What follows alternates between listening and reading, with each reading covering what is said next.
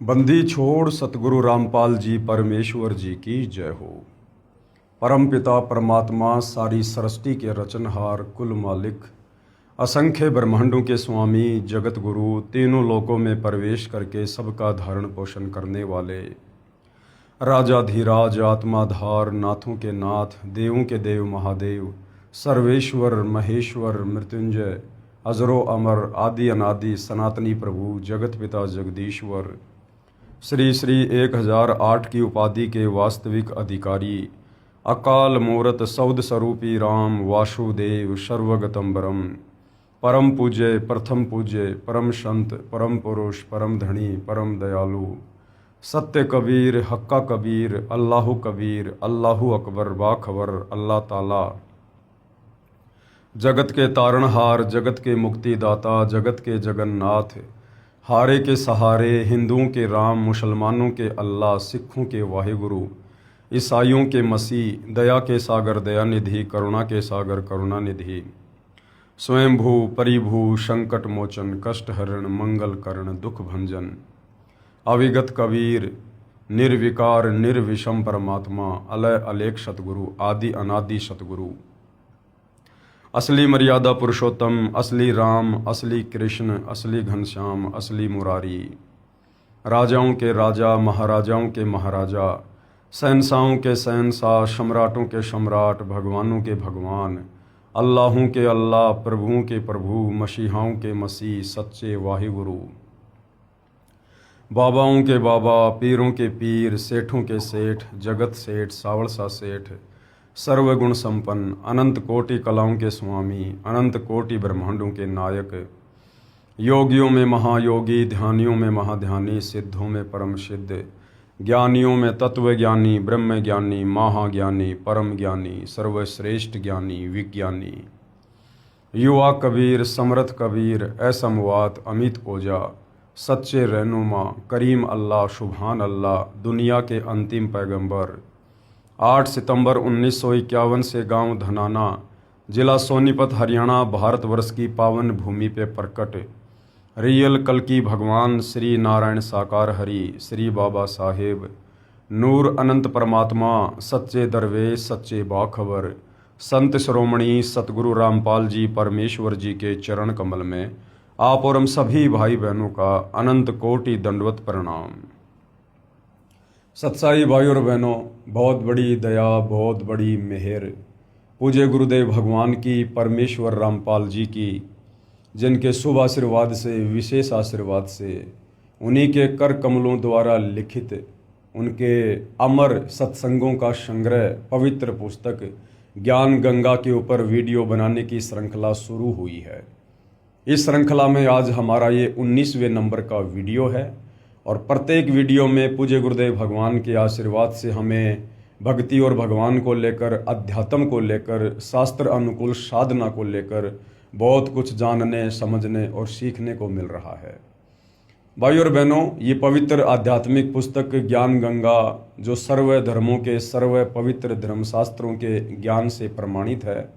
इस पवित्र पुस्तक ज्ञान गंगा में हिंदुओं के चारों वेद गीता जी 18 पुराण मुसलमान भाइयों की 4 कतेब तौरात जबूर इंजिल कुरान शरीफ कुरान मस्जिद सिख भाइयों का वाहिगुरु और ईसाइयों की बाइबल से प्रमाणित ज्ञान है। इस पवित्र पुस्तक के अमृत ज्ञान में सुई की नोक रखने जितनी भी कमी किसी भी धर्म का कोई भी धर्मगुरु निकालने में सक्षम नहीं है। अपनी अज्ञानता के चलते चाहे पूरी पुस्तक को ही क्यों ना रिजेक्ट कर दें, ये बात अलग है।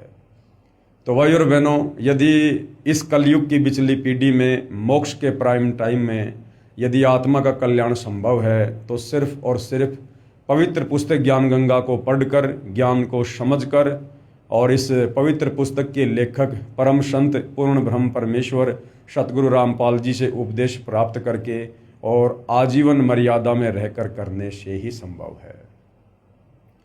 तो भाई और बहनों, सबसे पहले हमने सृष्टि रचना को जानना और समझना बहुत ज़रूरी होता है, क्योंकि जिस प्रकार हम कोई मकान खड़ा करने की सोचते हैं उससे पहले हम नींव भरते हैं और नींव बहुत ही मजबूत भरते हैं। फाउंडेशन जितना मजबूत होगा मकान उतना ही दृढ़ता से सुरक्षित बनेगा। इसी प्रकार ये जो सृष्टि रचना है, ये अध्यात्म की मूल है, भक्ति मार्ग का फाउंडेशन है। यदि आपको सृष्टि रचना का ज्ञान नहीं है या आधा अधूरा ज्ञान है, या आपको सृष्टि रचना का ज्ञान सुनकर भी उस पर विश्वास नहीं होता है, तो आप भले पूर्ण संत से उपदेश लेकर भक्ति शुरू कर दीजिए, आप जी भक्ति को सफल नहीं कर पाएंगे। और जब आप सृष्टि रचना को सुनेंगे, पढ़ेंगे और फिर सर्व धर्मों के पवित्र धर्मशास्त्रों से उसको प्रमाणित होता हुआ देखेंगे, तो फिर आपके मन में किसी भी प्रकार की शंका की गुंजाइश नहीं रह जाएगी।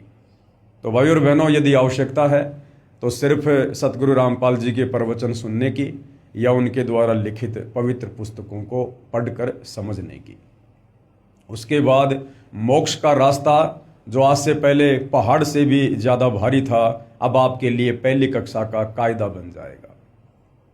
यदि कुछ प्राप्त करना सबसे ज़्यादा आसान है तो केवल मोक्ष है। कब? जब हमें ज्ञान समझ में आ जाएगा और हमें विश्वास हो जाएगा कि सतगुरु रामपाल जी हमें जो सूक्ष्म ज्ञान दे रहे हैं, जो तत्व ज्ञान दे रहे हैं, जो सृष्टि रचना उन्होंने बताई है और सर्व धर्मों के पवित्र धर्मशास्त्रों से प्रमाणित करके दिखाई है, उसके बाद भाई और बहनों, मोक्ष में किसी प्रकार की कोई संशय नहीं है।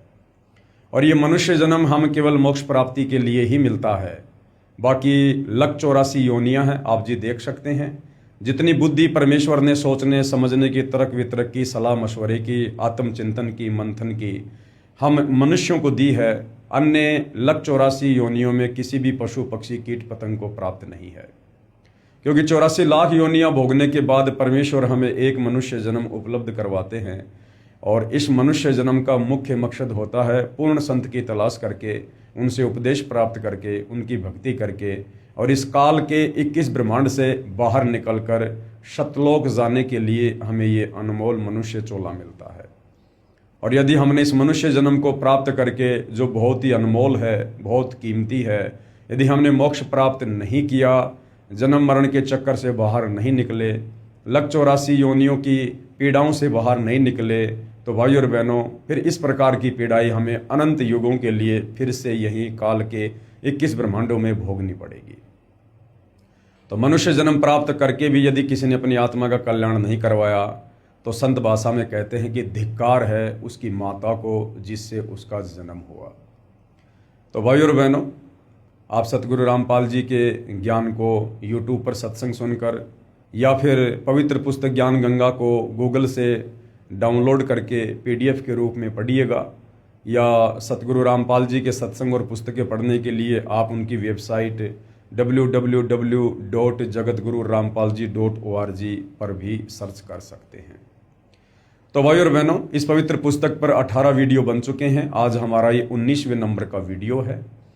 हमने सृष्टि रचना के विषय में जाना, समझा। उसके बाद सर्व धर्मों के पवित्र धर्मशास्त्र उस सृष्टि रचना को प्रमाणित कर रहे हैं। इसको देखकर सुनकर हमारे को दृढ़ विश्वास हुआ, और उसके बाद जिन जिन महापुरुषों को कबीर परमात्मा स्वयं सतलोक से चलकर पृथ्वी पर प्रकट होकर तत्वदर्शी संत या जिंदा बाबा के रूप में मिले, उनको अपना ज्ञान समझाया, सृष्टि रचना से परिचित करवाया, उनकी आत्मा को शरीर से निकालकर सतलोक लेकर गए, सर्व ब्रह्मांडों से परिचित करवाया, उनका ज्ञान योग खोला, और उन महापुरुषों ने फिर नीचे पृथ्वी पर आकर अपने ग्रंथ लिखे और परमेश्वर की महिमा का बखान किया। इससे भी हमारे को दृढ़ विश्वास हुआ। और उसके बाद हमने पढ़ा कि किस प्रकार वो कबीर परमात्मा सतलोक से चलकर आप और हम आत्माओं के आत्म कल्याण के लिए, काल के बंधन से छुड़वाने के लिए चारों युगों में आते हैं। सतयुग में परमात्मा सतसुकृत ऋषि के नाम से प्रकट हुए, त्रेता में मुनिंदर ऋषि के नाम से, द्वापर में करुणामय ऋषि के नाम से, और कलयुग के प्रथम चरण में कबीर नाम से प्रकट होकर आप और हमें यही ज्ञान समझाया करते थे जो आज सतगुरु रामपाल जी हमें समझा रहे हैं। तो भाई और बहनों, इससे हमारा विश्वास बढ़ेगा और भक्ति में हमारी रुचि बनेगी। तो भाई और बहनों, जब ऐसे परम संत इस धरती पर आते हैं, प्रकट होते हैं, हम आत्माओं के उपकार के लिए, हमारे उद्धार के लिए, और यदि फिर उन संतों के साथ बेअदबी की जाती है या उनके साथ ईर्ष्या रखी जाती है, घृणा की जाती है, तो फिर वो आत्माएं किस कदर परमात्मा के दरबार में दंड का भागी बनती है। आज हम इस विषय को लेकर, जो इस पवित्र पुस्तक में लिखा हुआ है, जो टॉपिक है संत सताने की सज़ा, आज हम इसके ऊपर विचार करेंगे और समझेंगे, और हम किसी भी संत का अनादर करने से बचेंगे ताकि हमारे पाप कर्म बढ़ने से बचें और हम परमात्मा के दंड के भागी बनने से भी बचें। तो पवित्र पुस्तक ज्ञान गंगा पेज नंबर 131 है। आज का टॉपिक है संत सताने की सजा। जो संत दुनिया के उपकार के लिए, उद्धार के लिए जगत के तारणहार बनकर यहाँ पर प्रकट होते हैं, और यदि उन संतों के साथ में बेअदबी की जाती है, उनको ना पहचान कर या फिर काल प्रेरणा से लोगों के या अज्ञानी धर्मगुरुओं के बहकावे में आकर फिर उन आत्माओं को किस कदर सज़ा भोगनी पड़ती है, तो आप और हमें सचेत करने के लिए परमेश्वर जी ने अपनी पवित्र पुस्तक ज्ञान गंगा में ये सब कुछ लिखा है।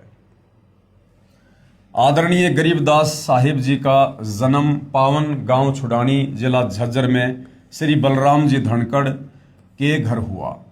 हालांकि भाइयों और बहनों, आदरणीय गरीबदास जी कोई सामान्य व्यक्ति नहीं थे, किसी माँ के गर्भ से जन्म लेकर आए हुए कोई साधारण व्यक्ति नहीं थे। वे स्वयं कबीर परमेश्वर थे, कबीर भगवान थे, सारी सृष्टि के मालिक थे। आप और हम आत्माओं को जो इस काल के जाल में फंसी हुई हैं, इन्हें समझाने के लिए समय समय पर तरह तरह की भूमिका करते हुए धरती पर प्रकट होते रहते हैं। तो भाइयों और बहनों, आदरणीय गरीबदास जी स्वयं कबीर भगवान थे, कबीर परमात्मा थे, और उन्होंने एक लीला की, एक साधारण से परिवार में आने की, एक मुंह बोले माता पिता को बनाकर लीला करने की, ताकि आगे चलकर वे हमें अध्यात्म के विषय में कुछ बता सकें और हमारी आत्मा का उद्धार कर सकें। जिस प्रकार आपने सुना होगा कबीर परमेश्वर जी की कथाओं में, परमेश्वर रामपाल जी के प्रवचनों में, कि 650 साल पहले कबीर परमेश्वर जी के नाम पर बादशाह सिकंदर लोदी के धार्मिक गुरु शेख तकी ने पूरे भारतवर्ष में चिट्ठियां डलवा दी थी कि कबीर नीरू पुत्र काशी वाला भंडारा करेगा और सबको एक एक दोहर, एक एक मोहर देगा। 18 लाख व्यक्ति, साधु संत महात्मा बनारस में इकट्ठे हो गए, और उस समय कबीर परमेश्वर जी ने एक लीला की, अपना ही एक दूसरा रूप बनाया केशव बंजारे का, और उस भंडारे में आकर बैठ गए और सारी व्यवस्था 18 लाख लोगों के लिए पल भर में कर दी। भंडारा शुरू हो गया। उसके बाद लोग पूछने लगे कि ये भंडारा किसने शुरू किया है, तो बताया कि कबीर जी के पगड़ी बदल एक मित्र हैं, उनके लंगोटिया मित्र हैं, उन्होंने ये भंडारा शुरू किया है। अब भाइयों और बहनों, थे स्वयं कबीर परमात्मा ही जो केशव बंजारा का रूप बनाकर और वहाँ पर सारी व्यवस्था भंडारे की कर रहे थे, लेकिन उन्होंने अपने आप को छुपाया। और जब उनसे पूछा गया दिल्ली के बादशाह सिकंदर लोदी के द्वारा कि आप कौन हैं और कबीर जी के क्या लगते हैं, तो केशव बंजारे के रूप में कबीर परमेश्वर ने कहा कि मैं उनका पगड़ी बदल यार हूँ, और उन्होंने मेरे पास में एक छोटी सी चिट्ठी भेजी थी कि एक छोटा सा भंडारा है, कुछ व्यवस्था करनी है, आप जी सामान लेकर आ जाना। तो भाइयों और बहनों, इसी प्रकार आज से 300 साल पहले कबीर परमात्मा सतलोक से चलकर पहले आदरणीय गरीबदास जी के रूप में सांसारिक दिखावे में लोगों की चरम दृष्टि को धोखा देते हुए कि ये तो माँ के गर्भ से जन्म लेकर आए हैं, इस प्रकार से परमेश्वर सूक्ष्म रूप में, शिशु रूप में प्रकट होकर अपनी लीला शुरू कर देते हैं। और जब ये परमेश्वर लीला में आयु में 10 वर्ष के हो जाते हैं, उसके बाद वही कबीर परमात्मा अपना दूसरा रूप बनाकर जिंदा बाबा वाला सतलोक से प्रकट होते हैं, और फिर आमने सामने बातें होती हैं। ये सारा का सारा खेल, ये सारी की सारी लीला, ये डबल रोल आप और हम आत्माओं को अध्यात्म को समझाने के लिए परमेश्वर जी ने किया। तो आदरणीय गरीबदास जी को ये तत्व ज्ञान हो जाने के बाद फिर हम ये नहीं कह सकते कि उनका जन्म हुआ था। वे प्रकट हुए थे, और परमेश्वर प्रकट ही होते हैं, क्योंकि वो उस समय सतगुरु की भूमिका में थे। और कहते ना सतगुरु जननी जने जाके माना बाप, पिंड ब्रह्मंड से रहित है ना वहां तीनों ताप। तो आदरणीय गरीबदास साहिब जी का प्राकाटे पावन गांव छुडानी, जिला झज्जर में श्री बलराम जी धनखड़ यानी जाट जाति से थे, उनके घर पर हुआ। आप जी को पूर्ण ब्रह्म कबीर परमेश्वर यानी कबीर देव सतलोक यानी जिसको रित धाम भी कहते हैं, वहां से चलकर सन 1727 में सह शरीर आकर मिले थे। तथा आप जी के शरीर को, आप जी के यहाँ पर जीव लिखा हुआ है, हम परमेश्वर के शरीर के लिए जीव शब्द का प्रयोग नहीं कर सकते हैं, क्योंकि परमेश्वर जीव रहित होते हैं। उनका नूरी शरीर होता है, तेज पुंज का शरीर होता है। तो एक साधारण सी लीला करते हुए लोग दिखावे में तो हम यही कहेंगे कि उनके जीव को शतलोक लेकर गए, लेकिन वास्तविकता कुछ और है जो आपको बता दी गई है। तथा आप जी के जीव को शतलोक लेकर गए थे। पीछे से परिवारजनों ने गरीबदास जी को मृत जानकर चिता पर रख दिया था। उसी समय कबीर देव ने आप जी का जीव वापस शरीर में प्रविष्ट कर दिया। उसके पश्चात आदरणीय गरीबदास जी भी परम पूज्य कबीर देव, कबीर परमेश्वर की आंखों देखी महिमा जन जन को सुनाने लगे। जो भी दुखी प्राणी आप जी से उपदेश प्राप्त करता वही सुखी हो जाता।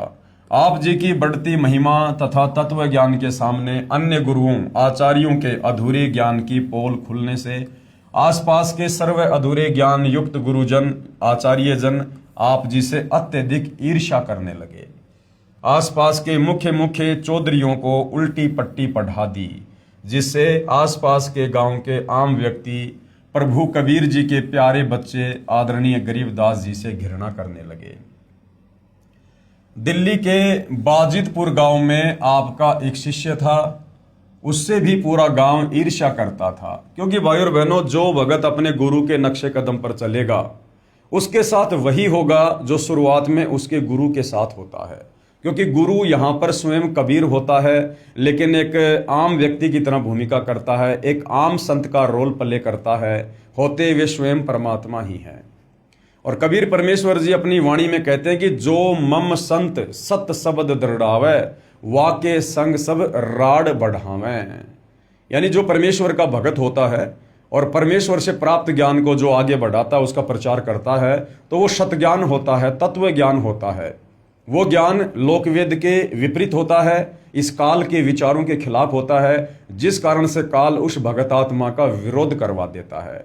तो आदरणीय गरीबदास जी जिस प्रकार से एक भगत की भूमिका कर रहे थे, उस भगत की भूमिका में आसपास के जो धर्मगुरु थे, जो शास्त्र विरुद्ध साधना पर जनता को लगाकर रखे हुए थे अपने पेट पोषण के लिए, काल प्रेरणा से उन लोगों ने जनता को गरीबदास जी के विरुद्ध भड़का रखा था। और गरीबदास जी से उपदेश प्राप्त जो भगत थे, जो वास्तव में मर्यादा में रहकर भक्ति करते थे और अपने गुरुदेव के ज्ञान का आगे प्रचार करते थे, उनका भी आसपास के लोग विरोध किया करते थे। तो गरीबदास जी का गांव बाजितपुर में जो भगत था, उससे भी पूरा गांव ईर्ष्या करता था। उसकी प्रार्थना पर, यानी वाजितपुर के उस भगत की प्रार्थना पर आदरणीय गरीबदास जी यानी आप जी कुछ दिन वाजितपुर में ठहरे। उसी समय टिड्डी दल ने आसपास के क्षेत्र में बाजरे की फसल नष्ट कर दी, परंतु आप जी के भगत की फसल को कोई हानि नहीं पहुंचाई। सर्व ग्रामवासी संत गरीबदास जी की महिमा से बहुत प्रभावित हुए तथा ज्ञान को स्वीकार करके अपना आत्म कल्याण करवाया। यानी भाई और बहनों, इस काल के लोक का एक बहुत ही घटिया नियम है।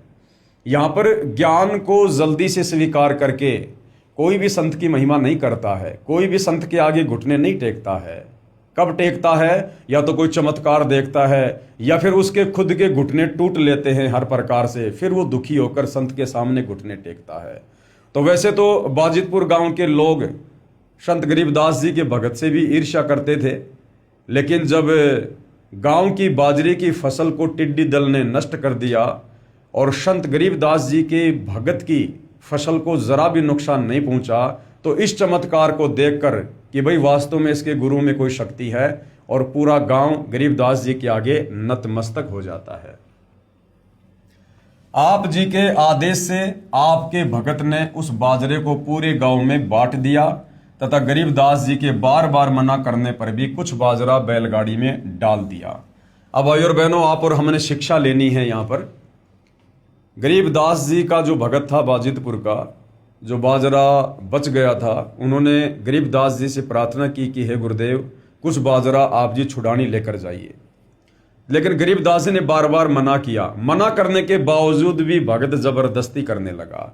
भाई और बहनों, ये गलती उस समय वो आत्मा कर सकती थी, क्योंकि उस समय भक्ति का कंप्लीट कोर्स, कंप्लीट मूल ज्ञान, कंप्लीट सृष्टि रचना गरीबदास जी ने किसी को भी नहीं बताई थी, क्योंकि वो समय नहीं था। आज वर्तमान में वो समय आ चुका है और हम उस समय में जन्म लेकर भक्ति भी कर रहे हैं।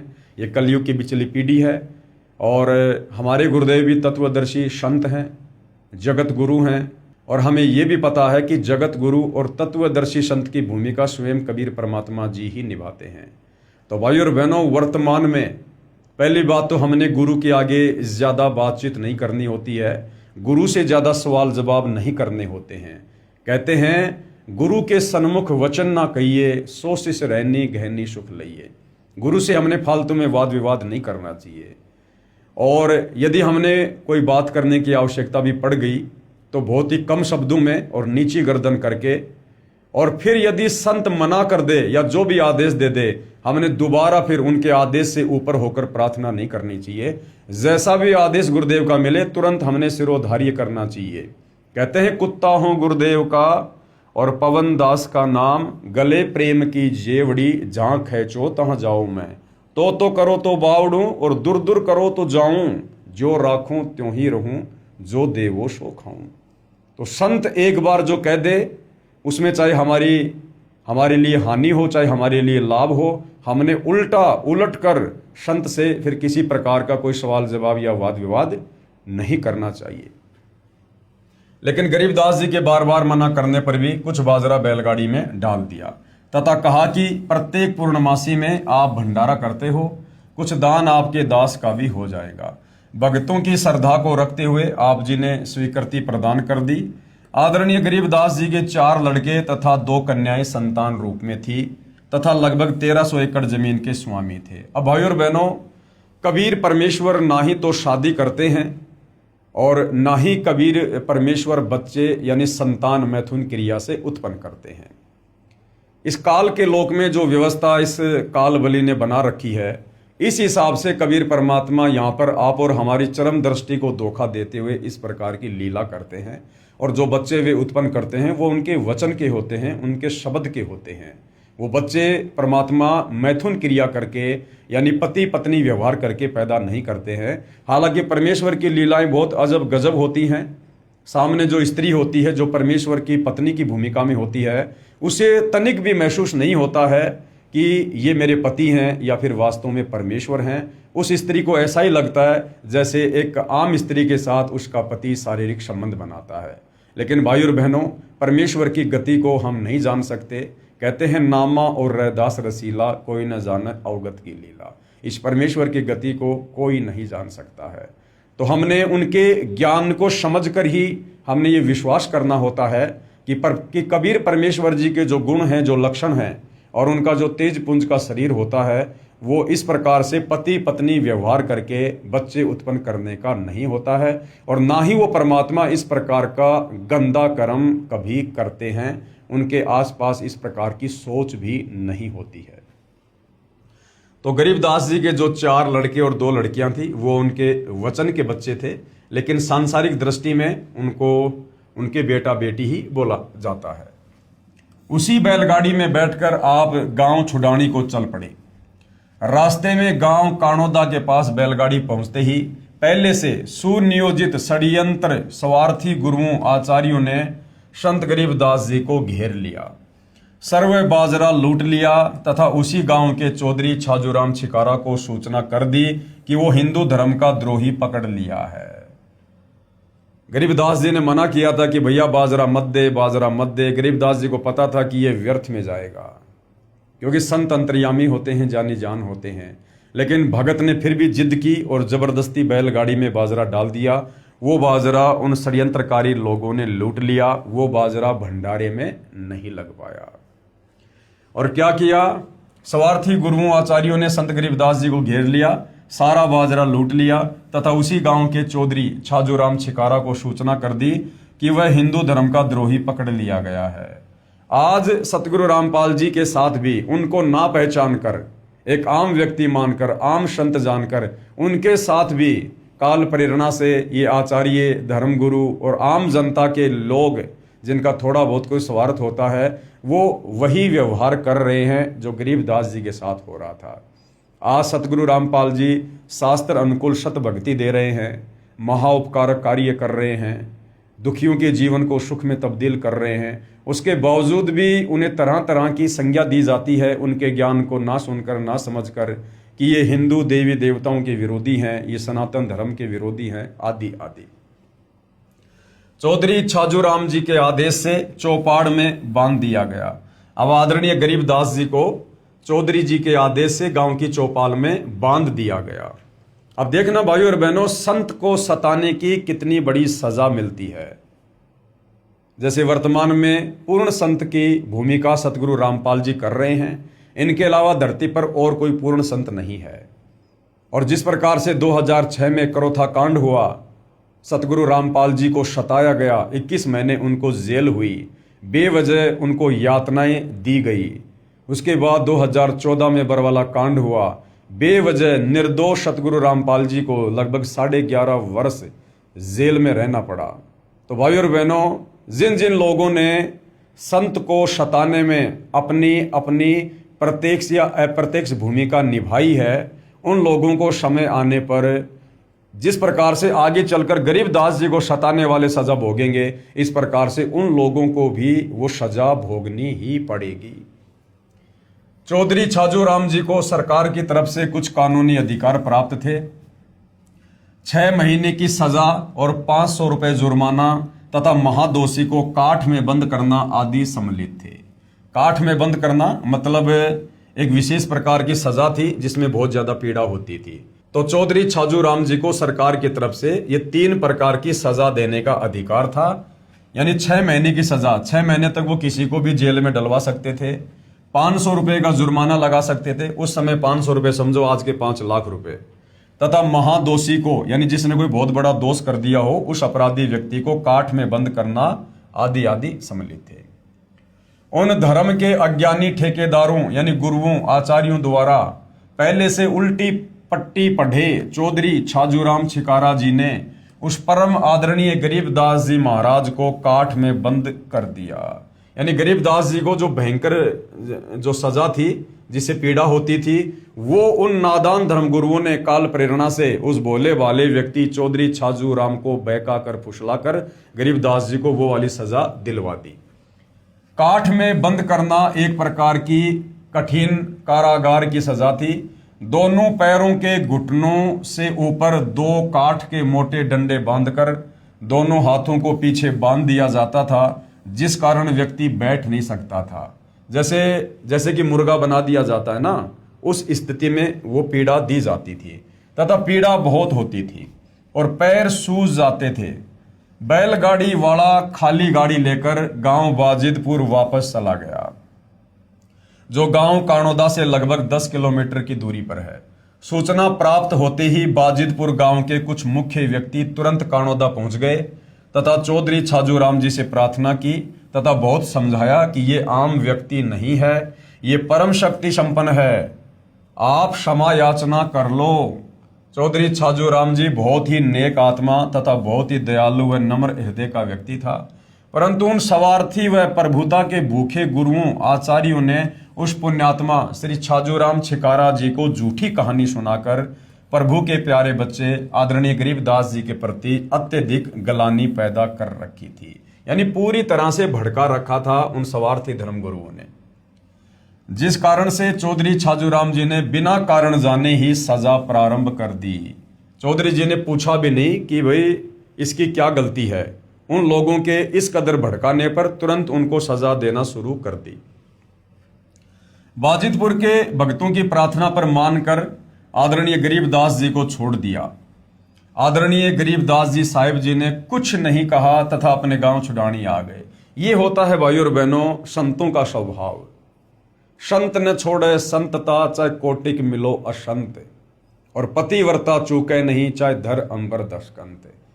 आदरणीय गरीबदास जी सर्व सृष्टि को रचने वाले, सर्व ब्रह्मांडों के रचयिता, जिनकी वचन शक्ति से इस काल के 21 ब्रह्मांड, अक्षर पुरुष के सात्संग ब्रह्मांड अपना कार्य कर रहे हैं। जो परमेश्वर पल भर में, क्षण भर में इस पूरी सृष्टि को नष्ट कर सकता है, पल भर में वैसा ही कर सकता है। वो परमात्मा, और वो काट की सजा भोग रहा है और किसी प्रकार की कोई प्रतिक्रिया नहीं दे रहे हैं। और जैसे ही उनको छोड़ा गया, किसी प्रकार की प्रतिक्रिया ना देकर, कोई सफाई ना देकर, कोई गुस्सा ना करके, और तुरंत वहां से छुड़ाने के लिए चल पड़ते हैं। भाई और बहनों, ये परमपिता परमेश्वर के स्वभाव में ही होता है, और ऐसा ही स्वभाव वो हम भक्तों का बनाने के लिए यहाँ पर आते हैं, ताकि हम सतलोक के योग्य बन सके, क्योंकि सतलोक में सभी आत्माओं का स्वभाव ऐसा ही होता है। आज वर्तमान में देख लीजिए आप सतगुरु रामपाल जी को। सन 2006 में करोथा कांड हुआ, करोथा आश्रम को तहस नहस कर दिया गया। संत रामपाल जी को लगभग 21 महीने के लिए रोहतक की जेल में डलवा दिया गया, परंतु सतगुरु रामपाल जी ने किसी के ऊपर कोई आक्षेप नहीं लगाया, कोई FIR किसी के ऊपर नहीं की। उसके बाद सन 2014 में बरवाला कांड हुआ। किस प्रकार से बरवाला कांड को तहस नहस कर दिया गया, और सतगुरु रामपाल जी ने लगभग 11.5 वर्ष तक हिसार जेल में बैठकर वो समय गुजारा, लेकिन उसके बावजूद भी उन्होंने किसी के ऊपर कोई FIR नहीं की और किसी को किसी प्रकार का कोई दोष नहीं दिया।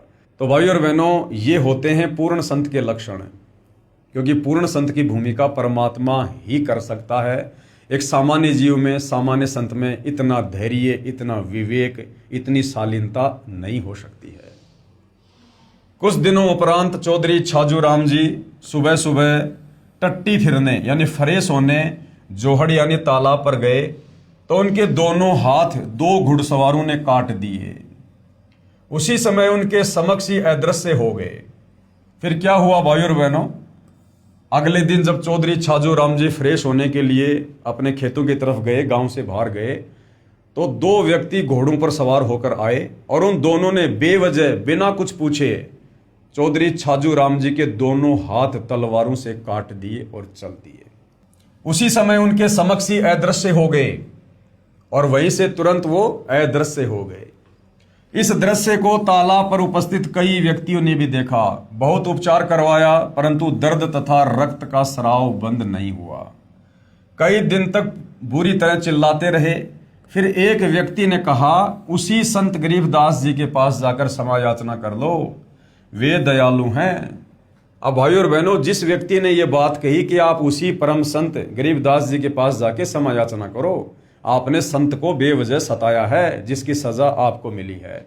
अब छाजू राम जी तक ये संदेशा पहुंचाना भी गरीबदास जी की ही मेहरबानी थी, यानी गरीबदास जी ने ही उस व्यक्ति में प्रेरणा करके और छाजू राम जी को याद दिलाया कि आप उसी संत गरीबदास जी के पास जाकर क्षमा याचना करो, जिनको आपने बेवजह यातना दी थी। ये उनको दी गई बेवजह यातना का ही कष्ट आपको भोगना पड़ा है।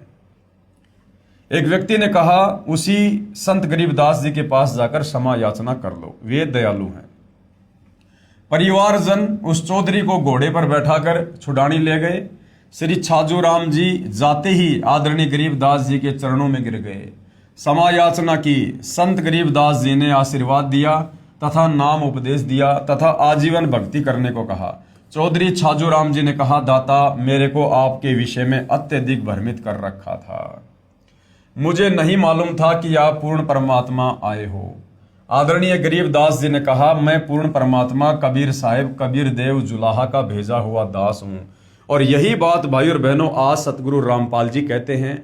जब उनसे मिलकर, उनसे प्रभावित होकर या उनकी भक्ति से लाभ प्राप्त करके जब उन्हें कोई परमेश्वर या परमात्मा की संज्ञा देते हैं कि आप तो स्वयं परमात्मा आए हो, तो सतगुरु रामपाल जी बार बार कहते हैं कि मैं तो आपका सेवक हूं, मैं तो आपका दास हूं, मेरे को तो परमात्मा जी ने आप आत्माओं के कल्याण के लिए भेजा है।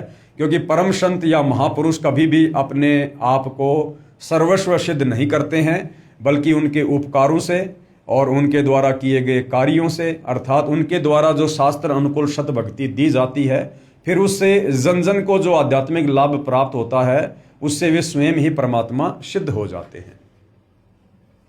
उन्हीं की शक्ति से आप ठीक हुए हो। मैंने आपको कोई श्राप नहीं दिया था, आपका जो कर्म था आपको मिला है। यदि यहां नहीं आते तो आपके परिवार पर और भी पाप कर्म का प्रभाव था, अब वो नहीं रहेगा, क्योंकि आपने उपदेश प्राप्त कर लिया। चौधरी छाजू राम जी ने अपने सर्व परिवार को उपदेश दिलाया। आज भी उसी पुण्यात्मा छाजू राम के वंशज आदरणीय गरीबदास जी की परंपरागत पूजा करते हैं। लगभग सैकड़ों परिवार हैं जिन्हें छाजूवाड़ा कहते हैं, क्योंकि तुमने उस दरगाह का महल नहीं देखा। कौन सी दरगाह का? परमेश्वर के दरबार का, जहां बैठकर परमात्मा सबका न्याय करते हैं। और धर्म राय के तिल तिल का लेखा। राम कहे मेरे साध को यानी भगत को, राम यानी परमात्मा, परमात्मा कहे मेरे भगत को, दुख ना दीजो कोय, भगत दुखाए मैं दुखी, मेरा आपा भी दुखी होए। हिरण्यकशिपु उदर विदारिया यानी हिरणाकुश का परमात्मा ने नरसिंह रूप धारण करके पेट फाड़ा था। हिरणाकुश उदर विदारिया और मैं ही मार्या कंस, जो मेरे भगत को सतावे उसका खोदूं वंश। साध 57 कोटि पाप है, यानी संतों को सताना करोड़ों पाप के बराबर है। अनगिन हत्या अपराधम, और दुर्वासा की कलप से प्रलय हो गए यादव। उपरोक्त वाणी में सतगुरु गरीबदास जी प्रमाण दे रहे हैं कि परमेश्वर कहते हैं कि मेरे संत यानी भगत को दुखी मत कर देना। जो मेरे संत को दुखी करता है समझो मुझे दुखी करता है, क्योंकि उपदेश प्राप्त करने के बाद संत यानी भगत किसी को भी दुखी नहीं करता है, ना उसकी मनसा होती है किसी को परेशान करने की। और ऐसे पुण्यात्मा के साथ यदि कोई बदतमीजी करता है, बेअदबी करता है, उसको दुखी करता है, तो समझो कि वो परमात्मा को ही दुखी कर रहा है। और परमात्मा के साथ पंगा लेने वाले का फिर आने वाले समय में क्या असर होता है ये सर्वविदित है। जब मेरे भगत प्रहलाद को दुखी किया तब मैंने हिरण्यकशिपु का पेट फाड़ा और मैंने ही कंस को मारा। और जो मेरे साधु यानी भगत को दुखी करेगा मैं उसका वंश मिटा दूंगा, उसका वंश ही मिटा दूंगा। जैसे दुर्योधन ने यानी कौरवों ने पांडवों को बेवजह दुखी किया, परमेश्वर ने उनका वंश ही मिटा दिया। लंकापति रावण ने श्री रामचंद्र जी को बेवजह दुखी किया, उसकी पत्नी का अपहरण किया, परमात्मा ने रावण का वंश ही समाप्त कर दिया। आज रावण के वंश में कोई दीपक लगाने वाला भी नहीं है। उसके बाद में कंस ने श्री कृष्ण जी को बेवजह दुखी किया, परेशान किया, परमात्मा ने उस कंस का नामो निशान ही समाप्त कर दिया, वंश ही समाप्त कर दिया। इसलिए संत को सताने के करोड़ों पाप लगते हैं। तो भाई और बहनों, जिन जिन लोगों ने परम संत, पूर्ण संत जो भूमिका गरीबदास जी कर रहे थे उससे भी कई गुना ज्यादा अव्वल दर्जे की भूमिका आज सतगुरु रामपाल जी कर रहे हैं। आदरणीय गरीबदास जी भी स्वयं कबीर परमात्मा थे, लेकिन अपने आप को छुपा कर लीला कर रहे थे। सतगुरु रामपाल जी भी स्वयं कबीर परमात्मा हैं, लेकिन अपने आप को छुपा कर लीला कर रहे हैं। तो जिस प्रकार से भाई और बहनों करोथा कांड के समय जिन जिन लोगों ने उनके साथ बेअदबी की है, आगे चलकर उन तमाम लोगों का क्या हशर हुआ, ये आप जी उनके द्वारा लिखित 2 पुस्तकें हैं। एक तो करोथा कांड और दूसरी है भोगेगा अपना किया रे। उसके ऊपर भी मैं वीडियो बना चुका हूं, आप जी सोशल मीडिया पर देख सकते हैं कि किस प्रकार से करोथा के आसपास के गांव वाले, डिग्गल वाले, बागपुर वाले, करोथा वाले, इन गांव वालों को किस प्रकार से असहनीय पीड़ाओं का सामना करना पड़ा। लोगों की अकाल मृत्यु हुई, कोई बीमारी से मरा, कोई एक्सीडेंट से मरा, कोई तड़प तड़प के मरा। जिन लोगों ने करोथा कांड में प्रत्यक्ष या अप्रत्यक्ष रूप में हमले में अपनी भूमिका अदा की थी। उसके बाद 2014 बरवाला कांड, और जिन जिन लोगों ने बरवाला कांड में जैसे भी अपनी भूमिका अदा की, कुछ लोगों के साथ तो उनके द्वारा की गई बेअदबी की सजा उन्हें मिल चुकी है और बाकी लोगों को आने वाले समय में मिलनी बाकी है, क्योंकि ये परमेश्वर का विधान है। तो कहते हैं जो मेरे साधु को दुखी करेगा मैं उसका वंश मिटा दूंगा। इसलिए संत को सताने के करोड़ों पाप लगते हैं। जैसे अनगिन यानी अनंत हत्याएं कर दी हों। ये अनजान लोग परमात्मा के संविधान से परिचित नहीं हैं, इसलिए भयंकर भूल करते हैं और फिर दंड के भागी बनते हैं। साधु सताने को निम्न दंड मिलता है, यानी आध्यात्मिक क्षेत्र में परमात्मा के संविधान के अनुसार किसी साधु संत महात्मा को सताने का कितना दंड मिलता है, क्या दंड मिलता है, यदि वास्तव में कोई साधु है तो। यदि एक मनुष्य दूसरे मनुष्य की मृत्यु कर देता है तो उसका अगले जन्म में हत्या करने से पूरा हो जाता है। मान लीजिए आज किसी ने किसी भी कारणवश किसी की हत्या कर दी, तो अगले जन्म में वो अपनी हत्या का बदला चुका देता है। यानी जिसकी हत्या की गई थी, अगले जन्म में वो कोई न कोई मनुष्य जन्म प्राप्त करके और सामने वाले की हत्या करके अपना बदला पूरा कर लेता है।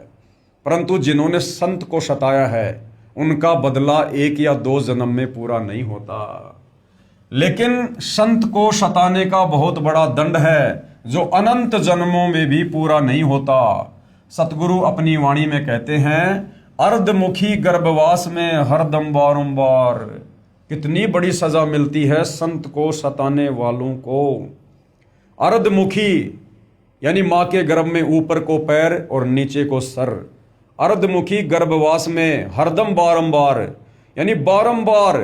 कब तक? जब तक ये सृष्टि प्रलय में नहीं आएगी तब तक उस व्यक्ति को जिसने संत को सताया है, उस व्यक्ति को 9 महीने मां के गर्भ में बारंबार नीचे को सर ऊपर को पैर करके नरक कुंड भोगना पड़ेगा और जन्म लेते ही तुरंत उसकी मृत्यु हो जाएगी। फिर वापस उसको मां के गर्भ में वही सजा।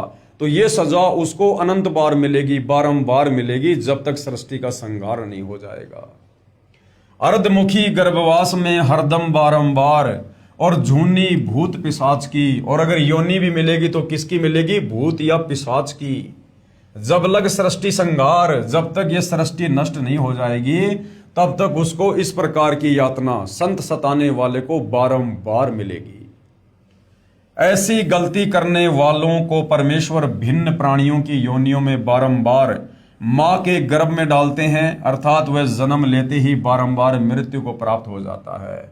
कभी वो सुअरी के गर्भ में आएगा और गर्भ में असहनीय कष्ट भोगेगा और उस सुअरी के गर्भ से जन्म लेते तुरंत किसी न किसी कारण से उसकी मृत्यु हो जाएगी। फिर अगला जन्म परमात्मा उसको कुतिया के जो है गर्भ में डालेगा, फिर कुतिया के गर्भ में वो असहनीय पीड़ा भोगेगा, फिर जन्म लेते ही किसी न किसी कारण से तुरंत उसकी मृत्यु हो जाएगी। इस प्रकार अनंत बार वो मां के गर्भ में ऐसे ही जन्मेगा और मरेगा और कष्ट भोगेगा। और थोड़ा बहुत यदि उसको जन्म मिला तो भूत या पिशाच की योनि उस व्यक्ति को प्राप्त होती है जो संत को दुखी करता है। अब संत भाई और बहनों कोई तत्वदर्शी संत ही नहीं होता कि भाई किसी गुरु को सताएंगे तो ही जो है हमें यहां पर यह दंड मिलेगा। संत यानी भगत, जो भक्ति करता है। अरे तत्वदर्शी संत तो स्वयं परमात्मा होते हैं, लेकिन इस प्रकार की भूमिका करके वो हमें सावधान करते हैं कि जो मेरे से उपदेश प्राप्त करके जो भक्ति करता है और जो किसी को दुखी नहीं करता और उसके बावजूद भी यदि उसको कोई दुखी करेगा, वो चाहे भगत हो चाहे जगत हो, फिर उसको इस प्रकार की यातनाएं भोगनी पड़ेंगी, वो चाहे भगत ही क्यों ना हो। तो भाई और बहनों, हम बेवजह अपनी अज्ञानता के चलते एक दूसरे को दुखी करके सताकर इस प्रकार की सजा मोल ले लेते हैं। परमात्मा किसी का सगा नहीं है। परमेश्वर का विधान चाहे जगत हो चाहे भगत हो, सबके ऊपर समान रूप से लागू होता है। ऐसी गलती करने वालों को परमेश्वर भिन्न भिन्न प्राणियों की योनियों में बारंबार मां के गर्भ में डालते हैं, अर्थात वह जन्म लेते ही बारंबार मृत्यु को प्राप्त हो जाता है। और जब तक सृष्टि प्रलय नहीं हो जाती तब तक भूत पिशाच की योनि वह मां के गर्भ में महान कष्ट रखता है, जो बहुत ही दुखदाई होता है। और जब तक क्षमा नहीं मिलती तब तक सताया हुआ संत ही क्षमा नहीं कर देता। और कब तक क्षमा नहीं मिलती भाई और बहनों? जिस संत को उसने सताया है, जिस भगत को उसने दुखी किया है, जब तक वो भगत उसे माफ ना कर दे तब तक भाई और बहनों उस सताने वाले व्यक्ति को, वो चाहे जगत हो चाहे भगत हो, उसको माफी नहीं मिलती है।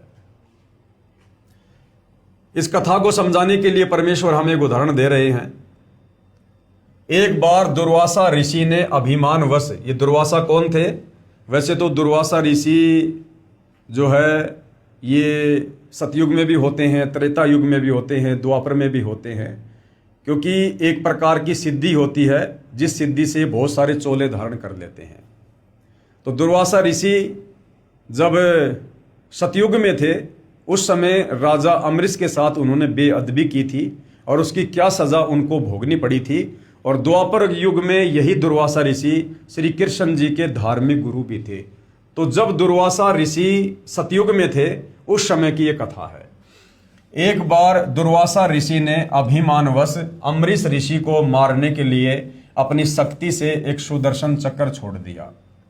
सुदर्शन चक्र अम्बरीश ऋषि के चरण छूकर वापस दुर्वासा ऋषि को मारने के लिए दुर्वासा की तरफ ही चल पड़ा। दुर्वासा ऋषि ने सोच लिया कि तूने बहुत बड़ी गलती कर दी है, लेकिन अधिक समय न रहता देख दुर्वासा सुदर्शन चक्र के आगे आगे भाग लिया।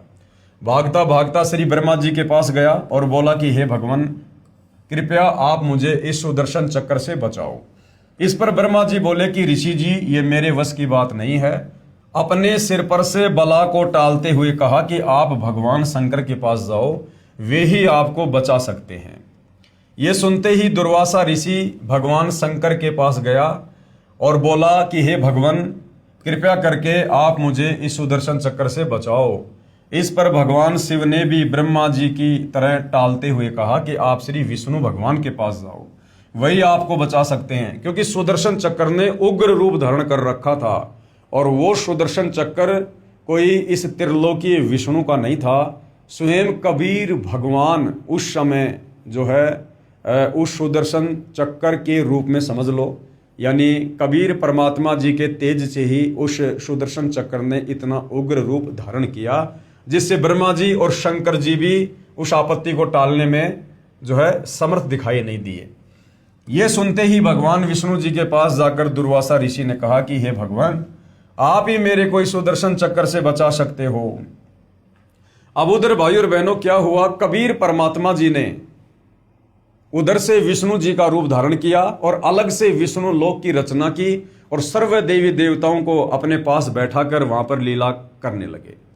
क्योंकि परमात्मा ने अपने भगत की महिमा को संसार में बनाना होता है और ये दिखाना होता है, उदाहरण कोड करना होता है कि सच्ची भक्ति करने वाला भगत यदि उसको कोई सताएगा, दुखी करेगा, तो किस कदर सामने वाले को सजा भोगनी पड़ती है। और साथ में ये भी दिखाया कि आप चाहे कितने बड़े ऋषि हो, चाहे महात्मा हो, यदि आपने भक्ति मर्यादा को तोड़ा और किसी के साथ बेअदबी की तो आपको भी नहीं बख्शा जाएगा। क्योंकि दुर्वासा बहुत बड़ा संत था, योगी था, तपस्वी था, तीनों लोकों में उसका डंका बजता था। ब्रह्मा विष्णु महेश भी उनके नाम से कांपते थे कि कहीं कोई शराप ना दे दे। और राजा अम्बरीश जो राजा था, लेकिन वो शत भक्ति भगवान विष्णु की करता था, जिस कारण से उस शत भक्ति के प्रभाव से और दुर्वासा ऋषि को भी अपनी जान बचाना भारी पड़ गया। ये सुनते ही भगवान विष्णु जी के पास जाकर दुर्वासा ऋषि ने कहा कि हे भगवान, आप ही मेरे को इस सुदर्शन चक्र से बचा सकते हो। देखो, श्री ब्रह्मा जी ने कहा कि भैया मैं नहीं बचा सकता, श्री शंकर जी ने कहा मैं नहीं बचा सकता, तो विष्णु जी फिर क्या हैं? ये तीनों भाई तो हैं, ब्रह्मा विष्णु महेश, और तीनों के पास में बराबर पावर है। तो जब ब्रह्मा जी नहीं बचा पाए सुदर्शन चक्र से, शंकर जी नहीं बचा पाए, तो अगर वो विष्णु उस समय वहां होते तो विष्णु जी कैसे बचा सकते थे? तो उस समय वहां पर विष्णु का रूप धारण करके ये लीलाधर कबीर भगवान सर्व देवी देवताओं को इकट्ठा करके स्वयं ही वहां पर शेषनाग की सैया पर लेट गए। क्योंकि परमात्मा ने बाकी के देवी देवताओं को भी ये दिखाना था, क्योंकि दुर्वासा ऋषि के आगे बाकी के देवी देवता भी डरा करते थे, भयभीत थे। तो परमात्मा ने उन देवी देवताओं का भय भी समाप्त करना था। और दुर्वासा ने कहा कि आप ही मेरे को इस सुदर्शन चक्र से बचा सकते हो, वरना ये मेरे को काट कर मार डालेगा।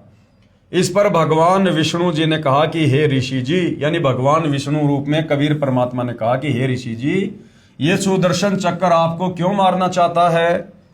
क्योंकि परमात्मा वहां पर बैठे साथ उन 33 करोड़ देवी देवताओं को भी हकीकत से परिचित करवाना चाहते थे। ऋषि ने उपरोक्त सारी कहानी बताई कि ऐसे ऐसे मैं अम्बरीश जी के पास गया था, अम्बरीश अपनी साधना कर रहा था, मैंने उसको जबरदस्ती ऐसी ऐसी साधना के लिए कहा तो उसने मना कर दिया बड़े प्यार प्रेम से, लेकिन मैंने गुस्से में आकर और उसको मारने के लिए सुदर्शन चक्र छोड़ दिया और उल्टा ये सुदर्शन चक्र मुझे ही मारने के लिए दौड़ पड़ा। ऋषि ने उपरोक्त सारी कहानी बताई। तब विष्णु जी ने कहा कि हे दुर्वासा, यदि आप उसी अम्बरीश ऋषि के चरण पकड़कर माफी मांगोगे तो ये सुदर्शन आपकी जान बख्श सकता है। कि भैया उसी भगत के पास वापस जा जिसको तूने दुखी किया, परेशान किया, जिसके साथ तूने बेअदबी की, अगर वो माफ करेगा तो तेरा ये कष्ट कटेगा, नहीं तो नहीं कटेगा। परमात्मा काट सकते थे, समर्थ थे, लेकिन मालिक ने उदाहरण पेश करना था ये कि जिसको सताओगे, जब तक वो तुम्हें आत्मा से माफ नहीं करेगा, तुम्हारा वो दंड कभी भी जो है वो कम नहीं होगा।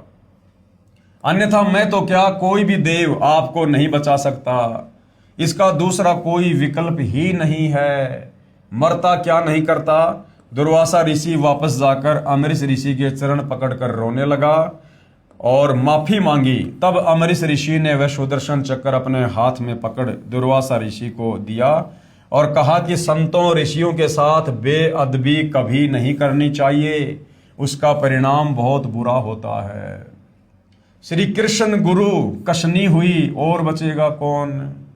श्री कृष्ण जी के आध्यात्मिक गुरु थे दुर्वासा जी। अब सोचिए, 3 लोक के भगवान विष्णु जी जो कृष्ण रूप में थे और जिन्होंने दुर्वासा को गुरु बनाया, तो दुर्वासा कितना शक्तिशाली होगा। और कहते हैं संतों के साथ बेअदबी करने पर जब परमात्मा ने दुर्वासा जैसों को भी नहीं बख्शा, तो आम व्यक्ति यदि साधु संतों को दुखी करेगा, परेशान करेगा, तो उनके साथ में क्या बीतेगी। जब श्री कृष्ण जी के गुरुजी दुर्वासा जैसे ऋषियों की ये हालत है, तो आम आदमी कैसे बच सकता है। तो भाई करोथा कांड से लेकर और बरवाला कांड में जिन जिन लोगों ने परम संत सतगुरु रामपाल जी के साथ में बेअदबी की है, उन तमाम भाई बहनों से दास प्रार्थना करेगा कि भाई अतिशीघ्र अपने उन महापापों की, गुनाहों की क्षमा याचना कर लीजिएगा। परम संत बड़े दयालु होते हैं और सतगुरु रामपाल जी तो महादयालु हैं। हो सकता है परमेश्वर आप जी को माफ कर दें और आप उनसे उपदेश लेकर अपनी आत्मा के कल्याण के लिए भक्ति शुरू करें। अन्यथा परम संत सतगुरु रामपाल जी ने करोथा कांड में जिन जिन लोगों ने उनके साथ बेअदबी की है, उसका परिणाम उन्होंने परमात्मा के विधान अनुसार बता रखा है कि समय आने पर उन लोगों को इतने लंबे लंबे कीड़े पड़ेंगे, इतने लंबे लंबे कीड़े। तो भाई और बहनों, अभी समय है, परमात्मा धरती पर है और संत के धरती पर रहते सहते यदि उनको प्रसन्न किया जाए, उनसे माफी मांगी जाए, तो हो सकता है आप उस दंड की सजा से बच सकते हो। अन्यथा साध वचन पलटे नहीं, चाहे पलट जाएं ब्रह्मांड। उसके बाद भाई और बहनों, ये पवित्र पुस्तक ज्ञान गंगा पेज नंबर 135। अभी तक हमने अध्यात्म के विषय में जो भी कुछ जाना है इस पवित्र पुस्तक से, सृष्टि रचना से लेकर भक्ति और भगवान की परिभाषा, उसके बाद सर्व धर्मशास्त्रों ने इस भक्ति को प्रमाणित किया है, सृष्टि रचना को समर्थन दिया है। जिन जिन संत महापुरुषों को कबीर परमात्मा सतलोक से चलकर आकर मिले, उन्होंने भी उनकी महिमा गाई है। और भी बहुत प्रकार से हमने इस आध्यात्मिक ज्ञान को समझा है और हमें विश्वास हुआ है। अब उसके बाद में कुछ ऐसे साधु संत यानी ऐसे भगत जो पहले नाम उपदेश प्राप्त करने से पूर्व बहुत ज़्यादा दुखी थे, परेशान थे, हर प्रकार से भटक चुके थे, दुखी हो चुके थे, बहुत सारे साधु संतों की शरण ग्रहण कर चुके थे, परंतु उनके जो 3 ताप के कष्ट थे, जो उनके भाग्य में लिखे हुए कर्म दंड थे, वो मिटने का नाम नहीं ले रहे थे, जिस कारण से उनका जीवन नरक बना हुआ था। और जैसे उनको परम संत सतगुरु रामपाल जी के विषय में पता चला, उन्होंने उनसे उपदेश प्राप्त किया और उनकी भक्ति शुरू की और किस प्रकार से फिर आगे चलकर परमेश्वर ने उनके कर्म दंड के कांटे निकालने शुरू किए और उनका जीवन सुखी हुआ। इसी कड़ी में कुछ भक्तों ने अपने इंटरव्यू दिए हैं, जिनको पवित्र पुस्तक ज्ञान गंगा में शामिल किया गया है, ताकि उन पुण्यात्माओं के उन इंटरव्यूज को सुनकर और हमें भी सतगुरु रामपाल जी के ऊपर विश्वास हो और उनके द्वारा दी गई भक्ति पर विश्वास हो। विषय है भटकों को मार्ग, यानी जो भटक रहे थे परमात्मा प्राप्ति के लिए, लेकिन कहीं उनको शास्त्र अनुकूल साधना मिल नहीं रही थी, कोई सच्चा संत मिल नहीं रहा था, फिर उनको आगे चलकर किस प्रकार से सच्चा मार्ग मिलता है। भटकों को मार्ग विषय। भगत समाज प्रभु की वास्तविक भक्ति से कोसों दूर है। यानी जो भगत समाज है, केवल भारत देश का नहीं, पूरे विश्व का, जिस देश में वहाँ के धर्मगुरुओं के द्वारा जो भी भक्ति साधना करवाई जाती है, वो शास्त्रों के विरुद्ध है।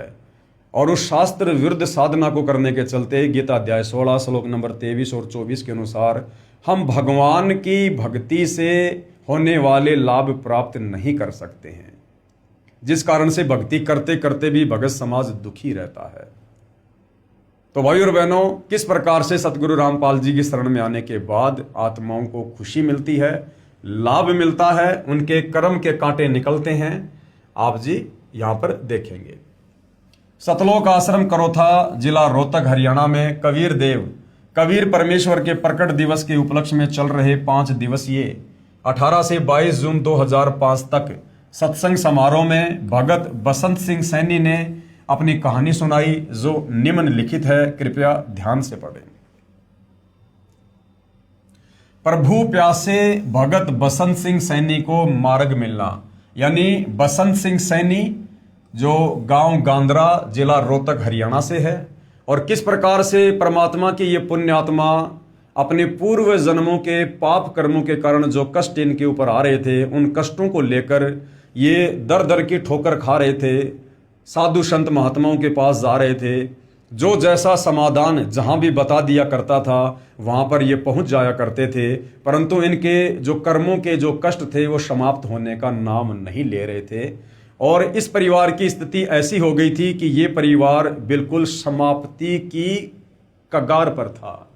और किस प्रकार से फिर सतगुरु रामपाल जी ने इस प्यारी आत्मा के हाथ को पकड़ा, अपनी शरण में लिया, और किस प्रकार से फिर ये परिवार जो महादुखी था, ये परिवार किस प्रकार से अपने जीवन को अध्यात्म की ऊंचाइयों पर लेकर जाता है। मैं बसंत सिंह सैनी गांव गांद्रा, जिला रोहतक, हरियाणा का रहने वाला हूं तथा पुराना पता मकान नंबर S161 पांडव नगर नजदीक मदर डेयरी, यमुना पार, दिल्ली 92 में रहता था। हमारे परिवार पर मानो दुखों का पहाड़ टूटा हुआ था, फिर भी परमात्मा को पाने की चाहत व दुखों की निवृत्ति के लिए संतों व महंतों के पास आते जाते रहते थे, परंतु कहीं भी दुखों का निवारण नहीं हुआ। हर संत यही कहता था कि बेटा कोई बात नहीं, मैं जो नाम दीक्षा देता हूं उन मंत्रों का जाप कर और जो भी दान धर्म की जो क्रिया है वो कर, तेरे पाप कर्म नष्ट हो जाएंगे। परंतु कुछ दिनों बाद बसंत सिंह सैनी देखता कि मेरे पाप कर्मों में, मेरे उन प्रारब्ध के कर्मों में किसी प्रकार का कोई भी बदलाव नहीं हो रहा है, मैं ज्यों का त्यों दुखी हूं, परेशान हूं, परंतु कहीं भी दुखों का निवारण नहीं हुआ। आखिरकार एक जाने माने संत श्री आसाराम बापू से मिले। उस समय आसाराम जी की संगत दिल्ली में लगभग 1000 थी, जिसके कारण बहुत नजदीक से मिलने का मौका मिला। यानी बसंत सैनी जी को आसाराम जी से आमने सामने बैठकर बातचीत करने का मौका मिला। हमने अपने दुख व परमात्मा पाने की जिज्ञासा उनके सामने रखी। उन्होंने हमें 7 मंत्र दिए। ओम गुरु हरि ओम, ओम ए नमः, ओम नमो शिवाय, ओम नमो भगवते वासुदेवाय ही रामाय नमः व गायत्री मंत्र इत्यादि, जिनमें से एक छांटने के लिए कहा और एक सोहम मंत्र जो श्वास के द्वारा सो अंदर व है बाहर निकालकर जाप के लिए कहा गया। एकादशी व पूर्णिमा का व्रत, सोमवार का व्रत व अष्टमी का व्रत करने को कहा। ज्यादा से ज्यादा त्रिबंध प्राणायाम व सिद्धासन में बैठकर ध्यान लगाना व अनुष्ठान करना बताया। हमने मंत्र लिया तथा अपने दुख उनके सामने रोए तथा बताया कि हमारे ताऊ जी जो 40 साल पहले मर गए थे वो बहुत बड़ा प्रेत बना हुआ है। उसने हमारे 2 भाइयों को मार दिया, 8-10 भैंसों को मार दिया, 5-6 गायों को मार दिया। पशुओं का कोई भी बच्चा जीवित नहीं रहता। घर के सभी सदस्य बीमार रहते हैं, दुख के कारण बेहाल हैं तथा किसी भी काम धंधे को नहीं चलने देता। अब कह रहा है कि आपके पिताजी को लेकर जाऊंगा। हमने बापूजी से प्रार्थना की कि हमें बचाओ, परंतु 6 महीने बाद वह प्रेत हमारे पिताजी को भी ले गया। यानी आसाराम जी से नाम उपदेश लेने के बाद 6 महीने बाद बसंत सिंह सैनी का ताऊ जो प्रेत बना हुआ था, बसंत सिंह सैनी के पिताजी को भी ले गया, अर्थात उनकी भी मृत्यु हो गई। बापूजी ने कहा कि जो हुआ वह तो होना ही था। पशु आदि व धन की हानि तथा शारीरिक बीमारी तो पाप का भोग है। जो जीव के प्रारब्ध में लिखा होता है वह तो भोगना ही पड़ता है। अगर कर्म में लिखा हुआ भोग भोगना ही पड़ता है तो फिर भक्ति किस लिए? फिर भक्ति करने का क्या फायदा? लेकिन भाई और बहनों, तत्व ज्ञान के अभाव में हम भी इन साधु संतों से ज़्यादा जुबान नहीं लड़ाया करते थे और हम ये संतोष कर लिया करते थे कि भाई जो ये कह रहे वो सत्य होगा, मेरे भाग में जो लिखा है वो तो मुझे भोगना ही पड़ेगा। और कहते थे कि आप भक्ति करते रहो। हम परमात्मा प्राप्ति के लिए लगे रहे। बापू जी के समझाने के बाद हम परमात्मा प्राप्ति के लिए पूरी श्रद्धा से लग गए तथा मैंने यानी बसंत दास ने सबसे पहले श्री आसाराम बापू आश्रम दिल्ली में 40 दिन का अनुष्ठान महंत नरेंद्र ब्रह्मचारी की सलाह से किया। इसके बाद 40 दिन के 6 अनुष्ठान आसाराम बापू आश्रम पचेड़ रतलाम मध्य प्रदेश के महंत काका जी की देख रेख में किए। उसके बाद 2 अनुष्ठान आसाराम आश्रम साबरमती अहमदाबाद गुजरात के मौन मंदिर में किए, जहां पर श्री आसाराम बापू जी से अच्छी तरह बात करने का मौका मिला। तब मैंने बापू जी से पूछा कि बापू जी, जिस परमात्मा को पाने के लिए मैं तथा सारा भगत समाज लगा हुआ है, वो परमात्मा कौन है, कैसा है तथा कहाँ रहता है, बताने की कृपया करें। ये सुनकर बापू जी ने कहा कि आप लगे रहो, सब पता चल जाएगा। और बताया कि गीता जी के एक अध्याय का पाठ प्रतिदिन करना है और कभी मेरे दर्शनों की इच्छा हो तो एक क्रिया बताता हूं कि 3 दिन तक एक कमरे में बंद हो जाओ। कमरे में बंद होने से पहले दिन खाना पीना छोड़ दो ताकि शाम तक लैट्रिन व बाथरूम से निवृत्ति हो जाए। उसके 3 दिन तक कुछ भी खाना पीना नहीं है और उस कमरे में बैठकर बापूजी का ध्यान करना है। अरे भैया, दर्शन क्या, 3 दिन तक यदि आप किसी व्यक्ति के बारे में सोचोगे तो आपको रात को शौपन भी आने लगेंगे। तो ये बच्चों जैसी जो क्रिया है आसाराम जी ने बसंत सैनी जी को बताई। उसके 3 दिन तक कुछ भी नहीं खाना पीना, न बाहर निकलना है, कमरे में रहो, त्राटक करो। घर जाकर मैंने ये 3 बार किया परंतु बापूजी के दर्शन नहीं हुए।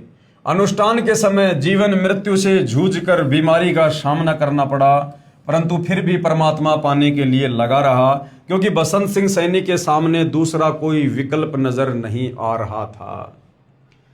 उसके बाद क्या होता भाई और बहनों, परमात्मा कैसे अपनी आत्माओं पर दया करते हैं, रजा करते हैं। सितंबर 2000 में सतगुरु रामपाल जी महाराज का सत्संग काठमंडी रोहतक में सुना, जिन्होंने तत्व ज्ञान के आधार पर गीता जी को समझाया। उसके बाद गीता जी का पाठ करने से मन में आने लगा कि गीता जी में भगवान क्या कह रहे हैं और बापू जी क्या बता रहे हैं। जब बसंत सिंह सैनी सौभाग्य से सतगुरु रामपाल जी की शरण में आए, यानी उनके सत्संग सुनने शुरू किए, और बापू जी के कहने पर गीता जी बसंत सिंह सैनी जी पहले पढ़ाई करते थे, तो जब सतगुरु रामपाल जी ने वास्तव में गीता जी पढ़ाई कि फला अध्याय और श्लोक हमें भक्ति और भगवान के विषय में क्या कह रहा है, तब बसंत सिंह सैनी को समझ में आने लगा कि बापूजी ने हमें गीता जी से क्या पढ़ाया था और अब सतगुरु रामपाल जी हमें वास्तव में क्या समझा रहे हैं। कहीं सचमुच हम भगवान के विरुद्ध तो साधना नहीं कर रहे हैं। सतगुरु रामपाल जी के द्वारा बताए गीता जी के अनुवाद को समझा तो अंतरात्मा रोने लगी तथा बापूजी से मिलकर ये सब शंकाएं पूछनी चाहिए। मैं बापूजी के पास गीता लेकर गया तथा गीता जी को दिखाकर सब शंकाएं पूछी, परंतु बापूजी ने किसी भी शंका का समाधान नहीं किया। मैंने बापूजी से कहा कि बापूजी, आपको परमात्मा के बारे में नहीं पता तो आप भगत समाज को अपने पास क्यों उलझा रहे हो। इस पर बापूजी मेरी तरफ घूर कर बोले कि तू क्या जाने भक्ति के विषय में। मैं उठकर रोता हुआ अपने घर आ गया। परमात्मा की प्राप्ति ना होने से तथा उलझे हुए जीवन को देखते हुए तथा हट रूपी अनुष्ठान व व्रतों के करने से शरीर काफी कमजोर हो गया और मृत्यु नजदीक दिखाई देने लगी। फिर अन्य संतों जैसे राधा स्वामी पंत, धन धन सतगुरु श्री सतपाल जी महाराज, श्री बाल योगेश्वर जी महाराज, दिव्य ज्योति ब्रह्म कुमारी, निरंकारी मिशन, जय गुरुदेव मथुरा वाले आदि के पास भटका। अब भाई और बहनों, परमेश्वर अंतर्यामी होते हैं। सतगुरु रामपाल जी ने देखा कि अभी इस आत्मा का समय नहीं आया है कि अभी से इसको शरण में लिया जाए, क्योंकि अभी इसके मन में काल प्रेरणा से और बहुत सारी शंकाएं हैं। इसलिए बसंत सैनी ने सतगुरु रामपाल जी के सत्संग भी सुने, गीता जी के ज्ञान को भी समझा, परंतु वे किसी न किसी कारणवश सतगुरु रामपाल जी पर विश्वास नहीं कर पाए। कारण यह भी हो सकता है कि सतगुरु रामपाल जी की वेशभूषा इन शास्त्र विरुद्ध जो ये साधु संत महात्मा हैं इनकी वेशभूषा के बिल्कुल विपरीत है, सीधी सादी है, बिल्कुल सहज तरीके से वे रहते हैं और प्रवचन करते हैं। तो बसंत सैनी जी और भी बहुत सारे नामी गिरामी संत महंतों के पास गए, उनसे उपदेश लिया और अपनी शंकाओं के समाधान के साथ साथ अपने प्रारब्ध में जो कष्ट थे उनके निवारण की भी उन्होंने जो है वो प्रार्थना की, परंतु कहीं कोई समाधान नहीं हुआ। दूसरा, भाई और बहनों, सतगुरु रामपाल जी को इस बात का पता था कि अभी इस आत्मा का वो समय नहीं आया है कि इसको शरण में लिया जाए। अभी इस आत्मा की और शंकाएं रहती हैं। जब तक सभी शंकाओं का समूल समाधान नहीं हो जाता है तब तक आत्मा दृढ़ होकर भक्ति पर नहीं लग सकती है। तो हर प्रकार से सतगुरु रामपाल जी बसंत सैनी जी के मन में जो उठने वाले विचार थे उनका समाधान करवाना चाहते थे कि हर प्रकार से ये हर किसी पंथ में संत के पास घूम ले, फिर ले, भटक ले, और जब हर कहीं से इनको निराशा हाथ लगे तो फिर ये हर प्रकार से तन मन धन से दृढ़ होकर जब इस मार्ग में लगेंगे तब परमात्मा इनकी पुकार को सुनेगा। परंतु जो निर्णायक ज्ञान सतगुरु रामपाल जी महाराज ने बताया वह उपरोक्त किसी भी संत व पंथ के पास नहीं है। मैं पश्चाताप करने लगा कि इस समय शायद पृथ्वी पर कोई भी संत ऐसा नहीं है जिसको परमात्मा प्राप्ति हुई है और जो ये बात बता सके कि वह परमात्मा कौन है, कैसा है और कहाँ रहता है। ये विचार कर मैं फूट फूट कर रातों रोता रहा। संतों से विश्वास उठ गया। मन में आने लगा कि जब श्री आसाराम जी जैसे सुप्रसिद्ध संत ही शास्त्र विधि त्याग कर मनमाना आचरण कर तथा करवा रहे हैं तो किस संत पर विश्वास किया जाए। सतगुरु रामपाल जी ज्ञान तो श्रेष्ठ बता रहे हैं परंतु इनके पास जन समूह कुछ भी नहीं है। बसंत सैनी जी के मन में क्या आया कि सतगुरु रामपाल जी का ज्ञान तो बहुत अच्छा है, शास्त्रों के अनुसार ही बता रहे हैं, परंतु इनके पास भक्तों की भीड़ तो है ही नहीं। और नादानी में हम ये सोचा करते थे कि जिन संतों के पास में लाखों करोड़ों भगत होंगे वो वास्तव में पूर्ण संत होगा। सतगुरु रामपाल जी ज्ञान तो श्रेष्ठ बता रहे हैं परंतु इनके पास जन समूह कुछ भी नहीं है, यानी संगत इनके पास केवल नाम मात्र है। ये पूर्ण संत कैसे हो सकते हैं, ये शंका मन में आई। कुछ दिनों के बाद सतगुरु रामपाल जी महाराज का एक शिष्य हमारे गांव का मिला तथा मेरी कहानी सुनकर उसने मुझे फिर से परमात्मा स्वरूप पूर्ण संत सतगुरु रामपाल जी के सत्संग में दोबारा लाकर बैठा दिया। मैंने 1 घंटे का सत्संग सुना और सत्संग के बाद रोता हुआ महाराज जी से मिला। महाराज जी ने मुझे सीने से लगाकर कहा कि जिस संत के पास आप जाते हो वे शास्त्र विधि त्याग कर मनमाना आचरण कर तथा करवा रहे हैं। जैसा ये सब वे पहले से ही जानते थे कि मुझे क्या चाहिए और मेरी शंकाओं का समाधान सतगुरु रामपाल जी महाराज ने अपने चरणों में बैठाकर इस प्रकार से किया। तत्वदर्शी सतगुरु रामपाल जी महाराज ने बताया कि पवित्र गीता जी अध्याय 9 मंत्र 25 में पितर पूजना अर्थात श्राद्ध निकालना मना किया है। अन्य देवी देवताओं की पूजा करने वालों को मंद बुद्धि वाले लिखा है। गीता जी अध्याय 7 मंत्र 12 से 15 तथा 20 से 23 तक। परंतु श्री आसाराम जी श्राद्ध महिमा नामक पुस्तक में श्राद्ध निकालने की श्रेष्ठ विधि बताते हैं। संत श्री आसाराम जी के साबरमती अहमदाबाद आश्रम से प्रकाशित पत्रिका ऋषि प्रसाद अंक 135 मार्च 2004 में लिखा है कि भूत पूजने वाले तथा पितरों को पूजने वाले तथा अन्य देवी देवताओं को पूजने वाले क्या बनेंगे। पढ़िए पत्रिका के अगले अंक में। अगले अंक की पत्रिका ऋषि प्रसाद अंक 136 अप्रैल 2004 पेज नंबर 19 में लिखा था कि भूत पूजने वाले भूत लोकों को प्राप्त होंगे। यानी आसाराम जी स्वयं श्राद्ध निकलवाया करते थे और फिर गीता जी के अनुसार ज्ञान भी दिया करते थे कि भूत पूजने वाले भूत बनेंगे, पितृ पूजने वाले पितृ बनेंगे, जबकि श्राद्ध निकालने का मतलब होता है पितरों की पूजा करना। क्योंकि शास्त्र विधि अनुसार साधना ना करके हमारे पूर्वज शास्त्र विरुद्ध भक्ति करके मरने के बाद में प्रेत बने, पितृ बने, भूत बने और पीछे से हमारे ज्ञानहीन धर्म गुरुओं ने उनके श्राद्ध निकलवाने शुरू कर दिए, यानी भूत पूजा शुरू करवा दी। तो श्राद्ध निकालने वाला अपने पूर्वजों के ही पास जाएगा जिस योनि में वो पूर्वज है। तो श्री आसाराम जी ज्ञान तो बताते थे गीता जी के अनुसार और साधना करवाते थे गीता जी के विपरीत। कि भूत पूजने वाले भूत लोकों को प्राप्त होंगे तथा पितर पूजने वाले पितर लोकों को प्राप्त होंगे तथा श्री कृष्ण जी के पुजारी भगवान श्री कृष्ण जी के बैकुंठ लोक को प्राप्त होंगे। विचारें, श्री आसाराम जी द्वारा प्रकाशित श्राद्ध महिमा नामक पुस्तक में पितर पूजने की अच्छी विधि भी लिखी है कि एक श्रेष्ठ क्वालिटी के भूत कैसे बने। यानी श्राद्ध निकालने की अच्छी विधि का मतलब है कि मरने के बाद में अच्छी क्वालिटी का भगत कैसे बना जाए। कृपया सोचें, कोई व्यक्ति ये भी कह रहा हो कि कुएं में गिरने वाले मृत्यु को प्राप्त होते हैं, फिर स्वयं ही कुएं में गिरने का परामर्श भी कर रहा है तथा कह रहा है कि कुएं में गिरने की अच्छी विधि बताता हूं कि दोनों कदम उठाकर एकदम छलांग लगाओ। ये कुएं में गिरकर मरने की श्रेष्ठ विधि है। जो ऐसा नहीं करता वो दोषी है। क्या वह व्यक्ति नेक है? क्या वो साधु संत नेक है? ये भूमिका श्री आसाराम जी संत कर रहे हैं कि एक तरफ तो कह रहे हैं कि पितर व भूत पूजने वाले भूत व पितर बनकर भूत लोक व पितर लोक में जाएंगे, जहां पर वे भूखे प्यासे रहेंगे, फिर उनको श्राद्धों द्वारा तृप्त किया जाता है। एक और विचारणीय विषय है कि जब अपने माता पिता जीवित थे तो वे प्रतिदिन कम से कम 2 बार भोजन किया करते थे। अब मृत्यु के पश्चात वे श्री गीता जी के विरुद्ध साधना करके दुखदायी भूत व पितर योनि को प्राप्त कर चुके हैं। अब एक दिन के श्राद्ध से वे कैसे तृप्त हो सकते हैं? यानी जब वो धरती पर थे, जीवित थे, वो दिन में 2 बार या 3 बार खाना खाते थे, तब जाकर उनकी तृप्ति होती थी। अब भूत बनने के बाद भूत को तो और ज्यादा भूख प्यास लगती है, और हम उनका साल में 1 बार श्राद्ध निकाल रहे हैं। तो जो माता पिता जीवित रहते समय दिन में 3 बार भोजन किया करते थे, अब मरने के बाद में साल में मात्र 16 दिन या 1 दिन उनको भोजन खिलाने से उनकी तृप्ति कैसे हो सकती है? ये भी हमारे को धर्म गुरुओं ने मूर्ख ही बना रखा था। बाकी 64 दिन वो क्या खाएंगे, जिसके लिए संत व गुरुजन दोषी हैं, जो भोली भाली आत्माओं को गुमराह कर रहे हैं। शास्त्र ज्ञान से अपरिचित संत ही इस जीव को शास्त्र विधि रहित साधना करवाकर दुखदायी योनियों में डलवाते हैं।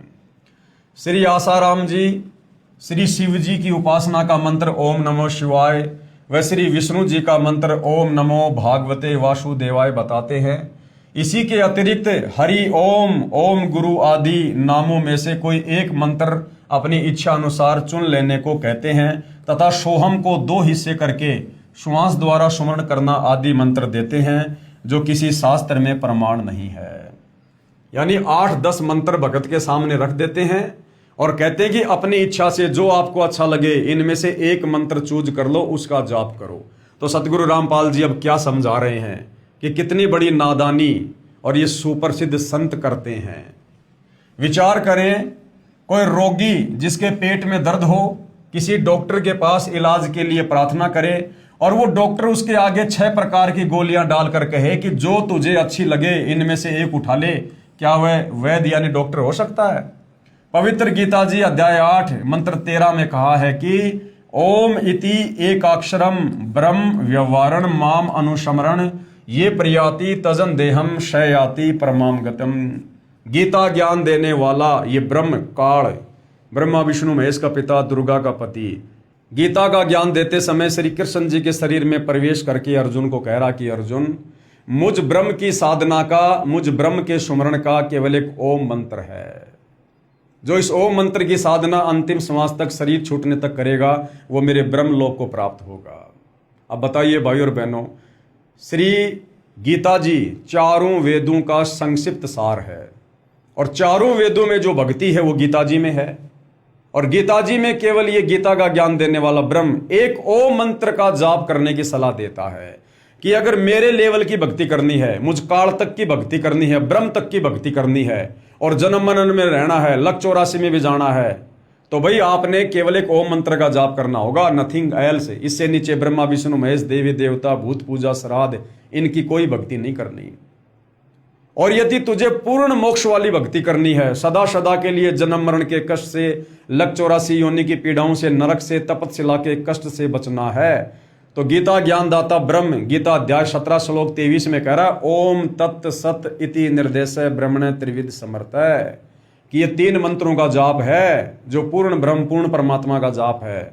और उसके लिए गीता अध्याय 4 श्लोक 34 में कह रहा कि अर्जुन वो मंत्र मेरे पास नहीं है, वो कंप्लीट भक्ति मेरे पास नहीं है, पूर्ण मोक्ष वाली। उसके लिए तू किसी तत्वदर्शी संत की खोज कर, तत्वदर्शी संत को भली भांति दंडवत प्रणाम कर, कपट छोड़कर सरलता पूर्वक व्यवहार करके उससे सवाल पूछ, तब वो तत्व ज्ञानी महात्मा तुझे उस पूर्ण ज्ञान का उपदेश करेंगे। तो भाइयों और बहनों, गीता ज्ञानदाता पवित्र गीता जी अध्याय 8 श्लोक 13 में कह रहा कि भाई मेरा तो केवल एक ओम मंत्र का जाप है, जबकि आसाराम जी अपने भक्तों के आगे 6 मंत्र रख रहे हैं कि इनमें से कोई भी एक मंत्र ले लो और इसका जाप करो। इसका शब्दार्थ है कि गीता बोलने वाला ब्रह्म अर्थात काल कह रहा है कि माम ब्रह्म यानी मुझ ब्रह्म का तो इति मानी यह एक ओम एकाक्षरम यानी ओम एक अक्षर है, व्याहरण यानी उच्चारण करके, अनुस्मरण यानी सुमरण करने का, ये यानी जो साधक, तजन देहम यानी शरीर त्यागने तक अर्थात अंतिम श्वास तक, परियाति यानी सुमरण साधना करता है, स यानी वह साधक ही मेरे वाली, परमाम गतम यानी परम गति को याति यानी प्राप्त होता है। और इसकी काल की ब्रह्म की जो परम गति है ओम नाम की साधना से, वो क्या है?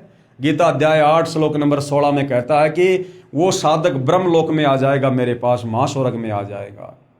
लेकिन यहां पर अपना कर्म भोग के फिर वापस उसे लक 84 में नरक में और जन्म और मरण के कष्ट में जाना ही पड़ेगा।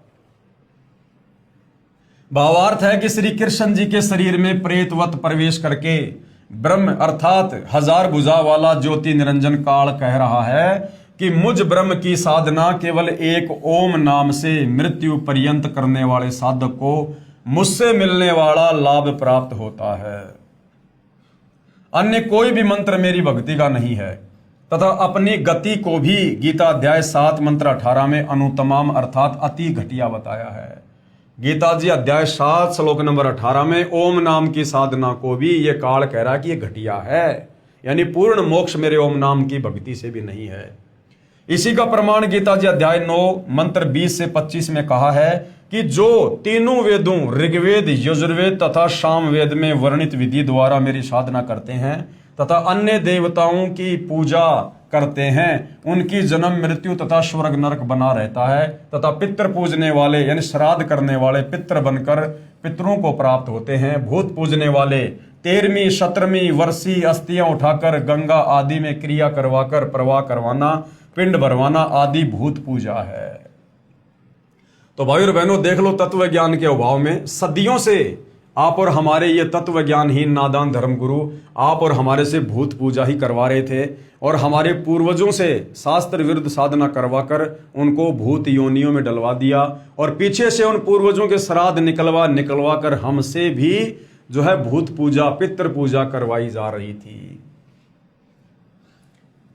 भूत बनकर भूत लोक में चले जाएंगे, फिर पृथ्वी पर भी भटकते रहेंगे। ये पूजा अविधि पूर्वक यानी शास्त्रों के विरुद्ध अज्ञान पूर्वक मनमाना आचरण है। मनमाना आचरण यानी गीता जी में इस प्रकार की पूजा का, चारों वेदों में इस प्रकार की पूजा का, श्राद्ध निकालना, भूत पूजना, 13वीं 17वीं समाधि पूजना, मंदिर मस्जिद चर्च गुरुद्वारे में जाना, कावड़ लेके आना, पैदल यात्रा करना, इस प्रकार की पूजा का कहीं कोई विधान नहीं है। सीधा सीधा ये काल कह रहा कि मेरी तो एक ओम नाम की साधना है, उसको अंतिम श्वास तक जो जाप करता है वो मेरे ब्रह्मलोक में आता है और ब्रह्मलोक में ओम नाम की साधना का फल भोग कर फिर वापस वो गधा कुत्ता सुअर भी बनता है। इसलिए व्यर्थ है प्रमाण गीता अध्याय 16 श्लोक 23 और 24 में। विशेष यहां चौथे अर्थर्वेद का विवरण इसलिए नहीं है कि इसमें पूजा विधि कम तथा सृष्टि रचना अधिक है। चौथा जो वेद है अर्थर्वेद, उसमें सृष्टि रचना का ज्ञान ज्यादा है, धर्म कर्म की जानकारी कम है। इसलिए गीता अध्याय 18 श्लोक 62 में कहा है कि उस परमात्मा की शरण में जा। गीता जी अध्याय 18 श्लोक 62। गीता जी का ज्ञान कौन दे रहा है? ये ब्रह्म, ये काल, ब्रह्मा विष्णु महेश का पिता। हिंदू समाज ये मानता है कि श्री विष्णु जी रूप में श्री कृष्ण जी ने ये गीता जी का ज्ञान दिया और हिंदू समाज अपनी अज्ञानता के चलते श्री विष्णु यानी श्री कृष्ण से बड़ा किसी को भगवान नहीं मानता। तो भाई चलो आपकी बात बड़ी करते हैं। वैसे तो गीता जी का ज्ञान श्री कृष्ण जी के शरीर में प्रवेश करके और काल ने दिया है, ब्रह्म ने दिया है।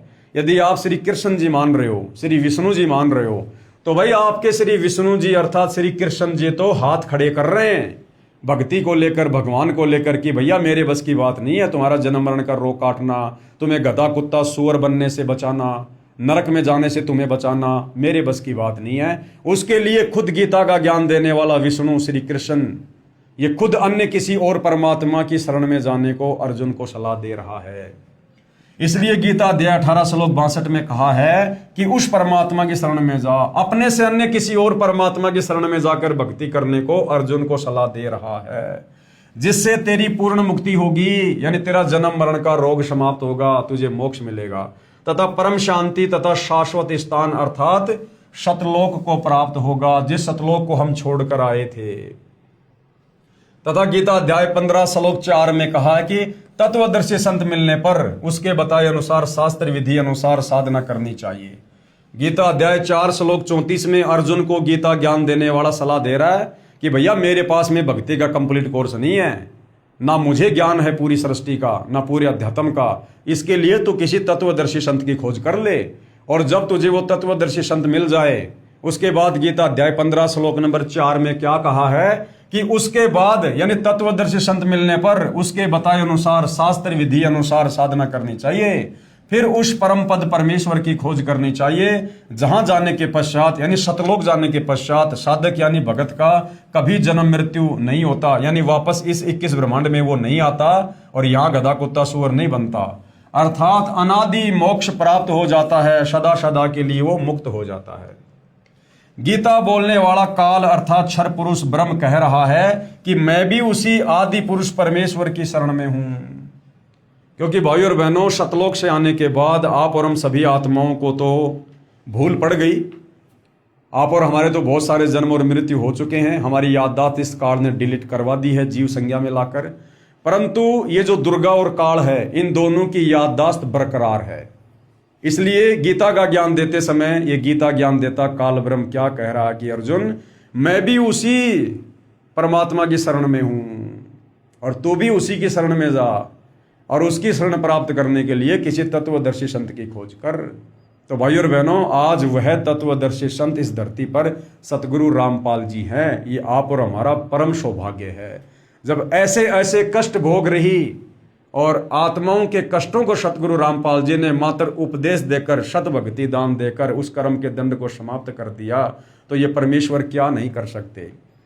प्रारब्ध में लिखे कर्मों को ये ब्रह्मा विष्णु महेश दुर्गा, कोई देवी देवता, कोई जंत्र मंत्र तंत्र या खुद ये काल ब्रह्म भी नहीं काट सकता है। केवल तत्वदर्शी संत ही प्रारब्ध के कर्मों को समाप्त कर सकता है, कर्म दंड को समाप्त कर सकता है, तीन ताप के कष्ट को समाप्त कर सकता है, क्योंकि तत्वदर्शी संत की भूमिका खुद कबीर परमात्मा ही निभाते हैं और परमात्मा सब कुछ करने में सक्षम है।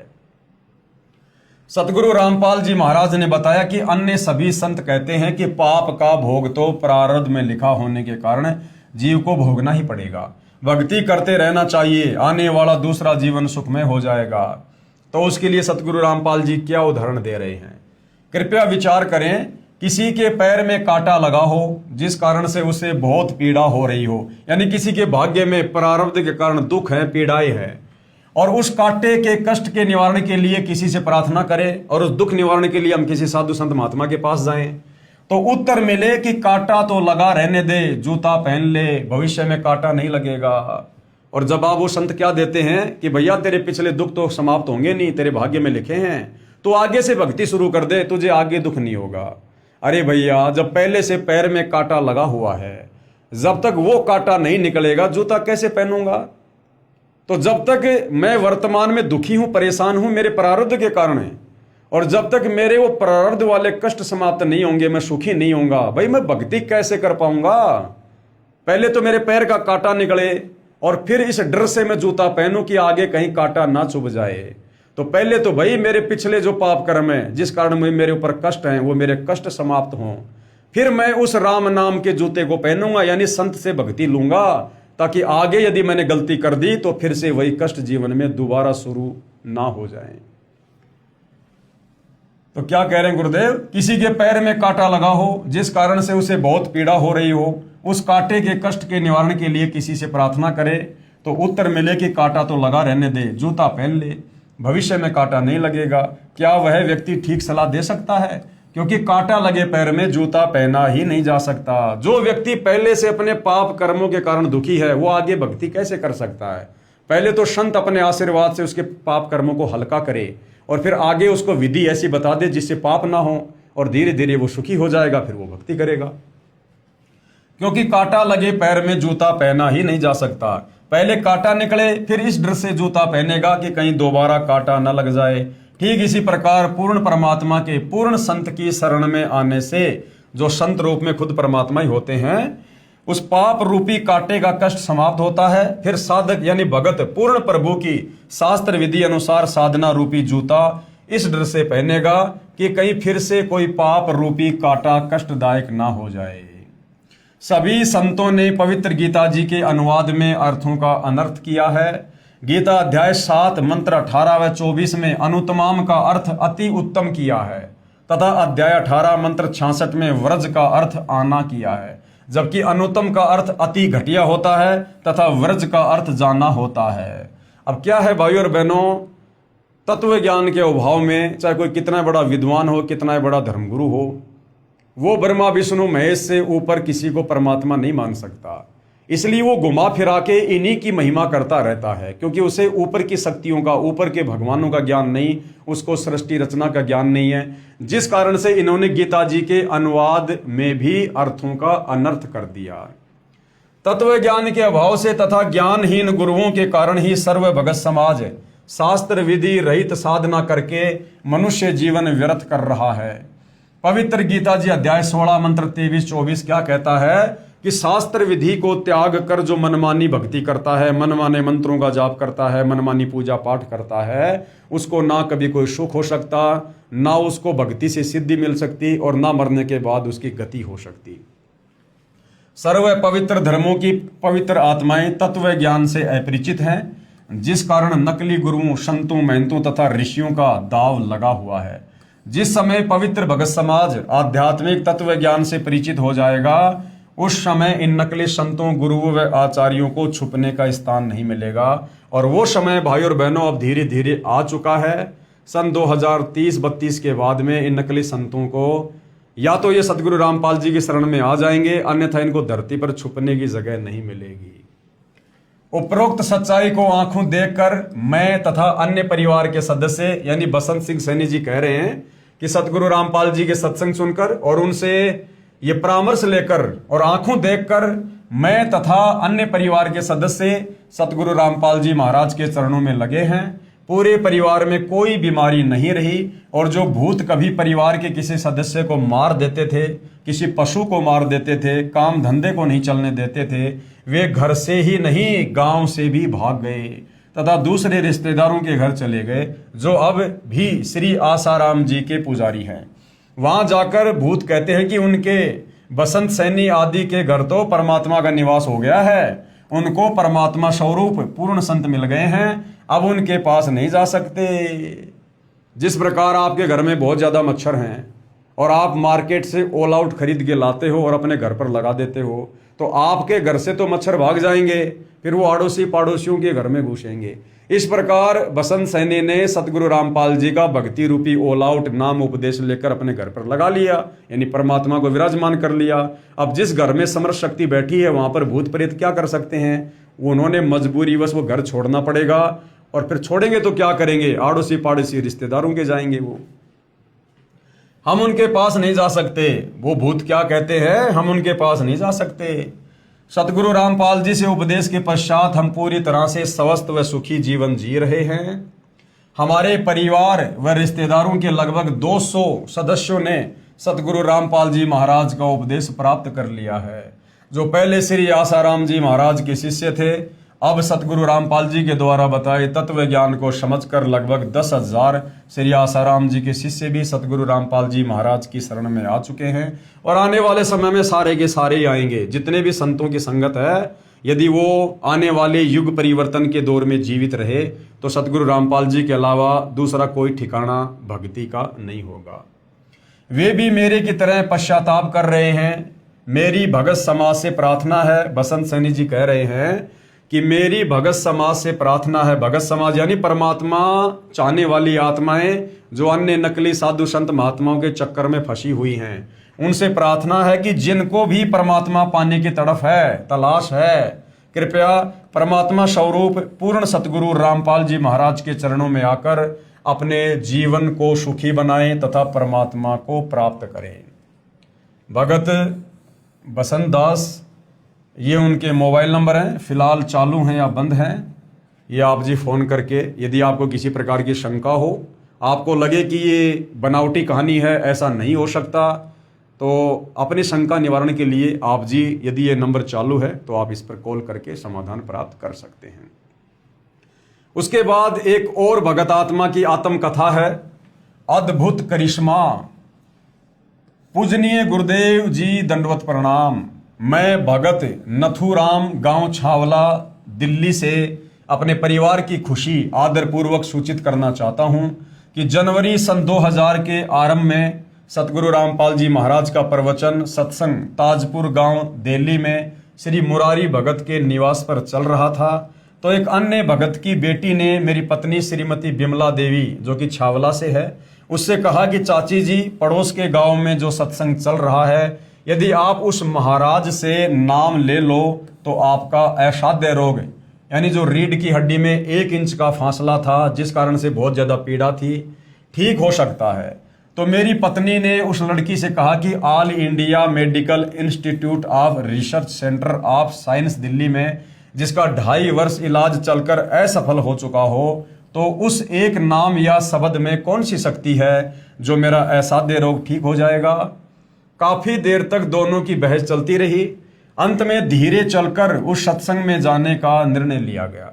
परम पूज्य सतगुरु रामपाल जी महाराज के प्रवचन अमृतवाणी सुनकर अधूरी छूटी हुई भक्ति का तार पुनः बंदी छोड़ से जुड़ गया। यानी वो आत्मा पहले किसी जन्म में सतगुरु रामपाल जी की शरण में थी, अब फिर से वो अधूरा तार, वो भक्ति वापस शुरू हो गई। और 2.5 वर्ष के इलाज से फायदा ना पाकर केवल नाम के सुमरण से, जो नाम सतगुरु रामपाल जी देते हैं, जो शास्त्र प्रमाणित हैं, जो इन यहाँ की शक्तियों के, देवी देवताओं के जो बीज मंत्र हैं, मूल मंत्र हैं, उस सुमरण से 5 दिन के अंदर ही असाध्य रोग ठीक हो गया। इससे पूर्व डॉक्टरों ने उनको बैठने व खड़ा होने की सख्त मनाही की थी, जो आज भी ट्रीटमेंट स्लिप पर लिखा है, तथा वह 1 इंच के फासले के एक्सरे भी मौजूद हैं। सबसे बड़ी समस्या मेरी पत्नी को ये थी कि उनसे बैठकर पाखाना नहीं किया जाता था, यानी बैठकर वो फ्रेश नहीं हो सकती थी, और हाथ धोने के समय तो 10-15 मिनट रोना पड़ता था, क्योंकि ज्यादा झुकने पर ज्यादा दर्द होता था। अब वह परम पूजनीय सतगुरु रामपाल जी महाराज जी के आशीर्वाद से 50 किलो के गट्ठर वजन अपने आप उठा सकती है और पूर्ण स्वस्थ है। मेरी सर्व पाठकों से प्रार्थना है कि परमेश्वर तुल्य, यानी साक्षात परमेश्वर ही सतगुरु रामपाल जी महाराज, जो कबीर देव, कबीर परमेश्वर जी के पूर्ण कृपया पात्र है, यानी स्वयं ही परमात्मा धरती पर संत रूप में प्रकट हैं, उनसे शीघ्रातिशीघ्र मुफ्त में नाम प्राप्त करके सपरिवार कल्याण करवाएं तथा पूर्ण मोक्ष तथा सतलोक की प्राप्ति करें। तो भाइयों और बहनों, ये कथाएं सत्य हैं। ये उन भगत आत्माओं की आत्म कथा है। ये उनके दिल की गहराई से, उनके मुख से निकले शब्द हैं, जो सतगुरु रामपाल जी से उपदेश प्राप्त करके, लाभ प्राप्त करके, और जो उन्होंने अपने अनुभव आप जियों के सामने व्यक्त किए हैं। और ये आपको इसलिए सुनाए जाते हैं कि आप लोगों को विश्वास हो कि वास्तव में जो परमात्मा कर सकता है वो विज्ञान नहीं कर सकती। जो परमात्मा कर सकता है वो इस 21 ब्रह्मांड की सुप्रीम पावर, यानी ब्रह्मा विष्णु महेश से ऊपर दुर्गा और काल यानी ब्रह्म भी नहीं कर सकते। हमारे प्रारब्ध के उन कर्मों को, जिनके चलते हमारे ऊपर कष्ट आते हैं, आपत्तियां आती हैं, भूत प्रेत से बाधित होते हैं, तीनों ताप के कष्टों से बाधित होते हैं, उनको केवल परम संत ही काट सकता है। दूसरा कोई विकल्प, कोई ऑप्शन नहीं होता है। तो भाई और बहन, समझदार व्यक्ति तो इन कथाओं को सुनकर, सृष्टि रचना को सुनकर, सतगुरु रामपाल जी के शास्त्र अनुकूल सत्संग सुनकर अति शीघ्र उनकी शरण ग्रहण कर लेते हैं। और बाकी भाई आना तो देखो आज ना कल इन्हीं की शरण में आना पड़ेगा, दूसरा कोई विकल्प नहीं है। आने वाले समय में ये तुम्हारी विज्ञान भी फेल होने वाली है, ये तुम्हारे डॉक्टर भी फेल होने वाले हैं, इनका ट्रीटमेंट भी फेल होने वाला है, क्योंकि डॉक्टर केवल शरीर के रोगों का इलाज कर सकता है, परंतु वर्तमान में जो शरीर पर रोग लग रहे हैं, जो असाध्य बीमारियां लोगों को हो रही हैं, ये उनके कर्मों के चलते हो रही हैं, उनके प्रारब्ध के कर्मों के कारण हैं। तो प्रारब्ध के कर्मों के चलते शरीर पर जो कष्ट आ रहे हैं उसको डॉक्टर नहीं बल्कि आध्यात्मिक डॉक्टर यानी पूर्ण संत ही काट सकता है, अपनी भक्ति से, अपने आशीर्वाद से। दूसरा कोई तरीका नहीं है। तो भाइयों और बहनों, पवित्र पुस्तक ज्ञान गंगा के ऊपर बन रहे वीडियो में आज हमारा ये 19वें नंबर का वीडियो था, और प्रत्येक वीडियो से हमें अध्यात्म के विषय में बहुत गहरी गहरी जानकारियां प्राप्त हो रही है, जिससे हमारा विश्वास बढ़ रहा है और भक्ति करने में हमारी रुचि बढ़ रही है। इसी प्रकार हम आगे बढ़ते रहेंगे, परमेश्वर की महिमा करते रहेंगे। आप भाई बहनों को जो भक्ति और भगवान से कोसों दूर बैठे हैं, आप तक ये संदेशा पहुंचाते रहेंगे। तो आज के वीडियो में केवल इतना ही। कल परमेश्वर के आशीर्वाद से आपकी सेवा में फिर हाजिर होंगे। तब तक पूज्य गुरुदेव भगवान हम सबको आशीर्वाद दे, आज्ञा दे, सद्बुद्धि दे, हमारा मार्गदर्शन करें। बंदी छोड़ सतगुरु रामपाल जी परमेश्वर जी की जय हो।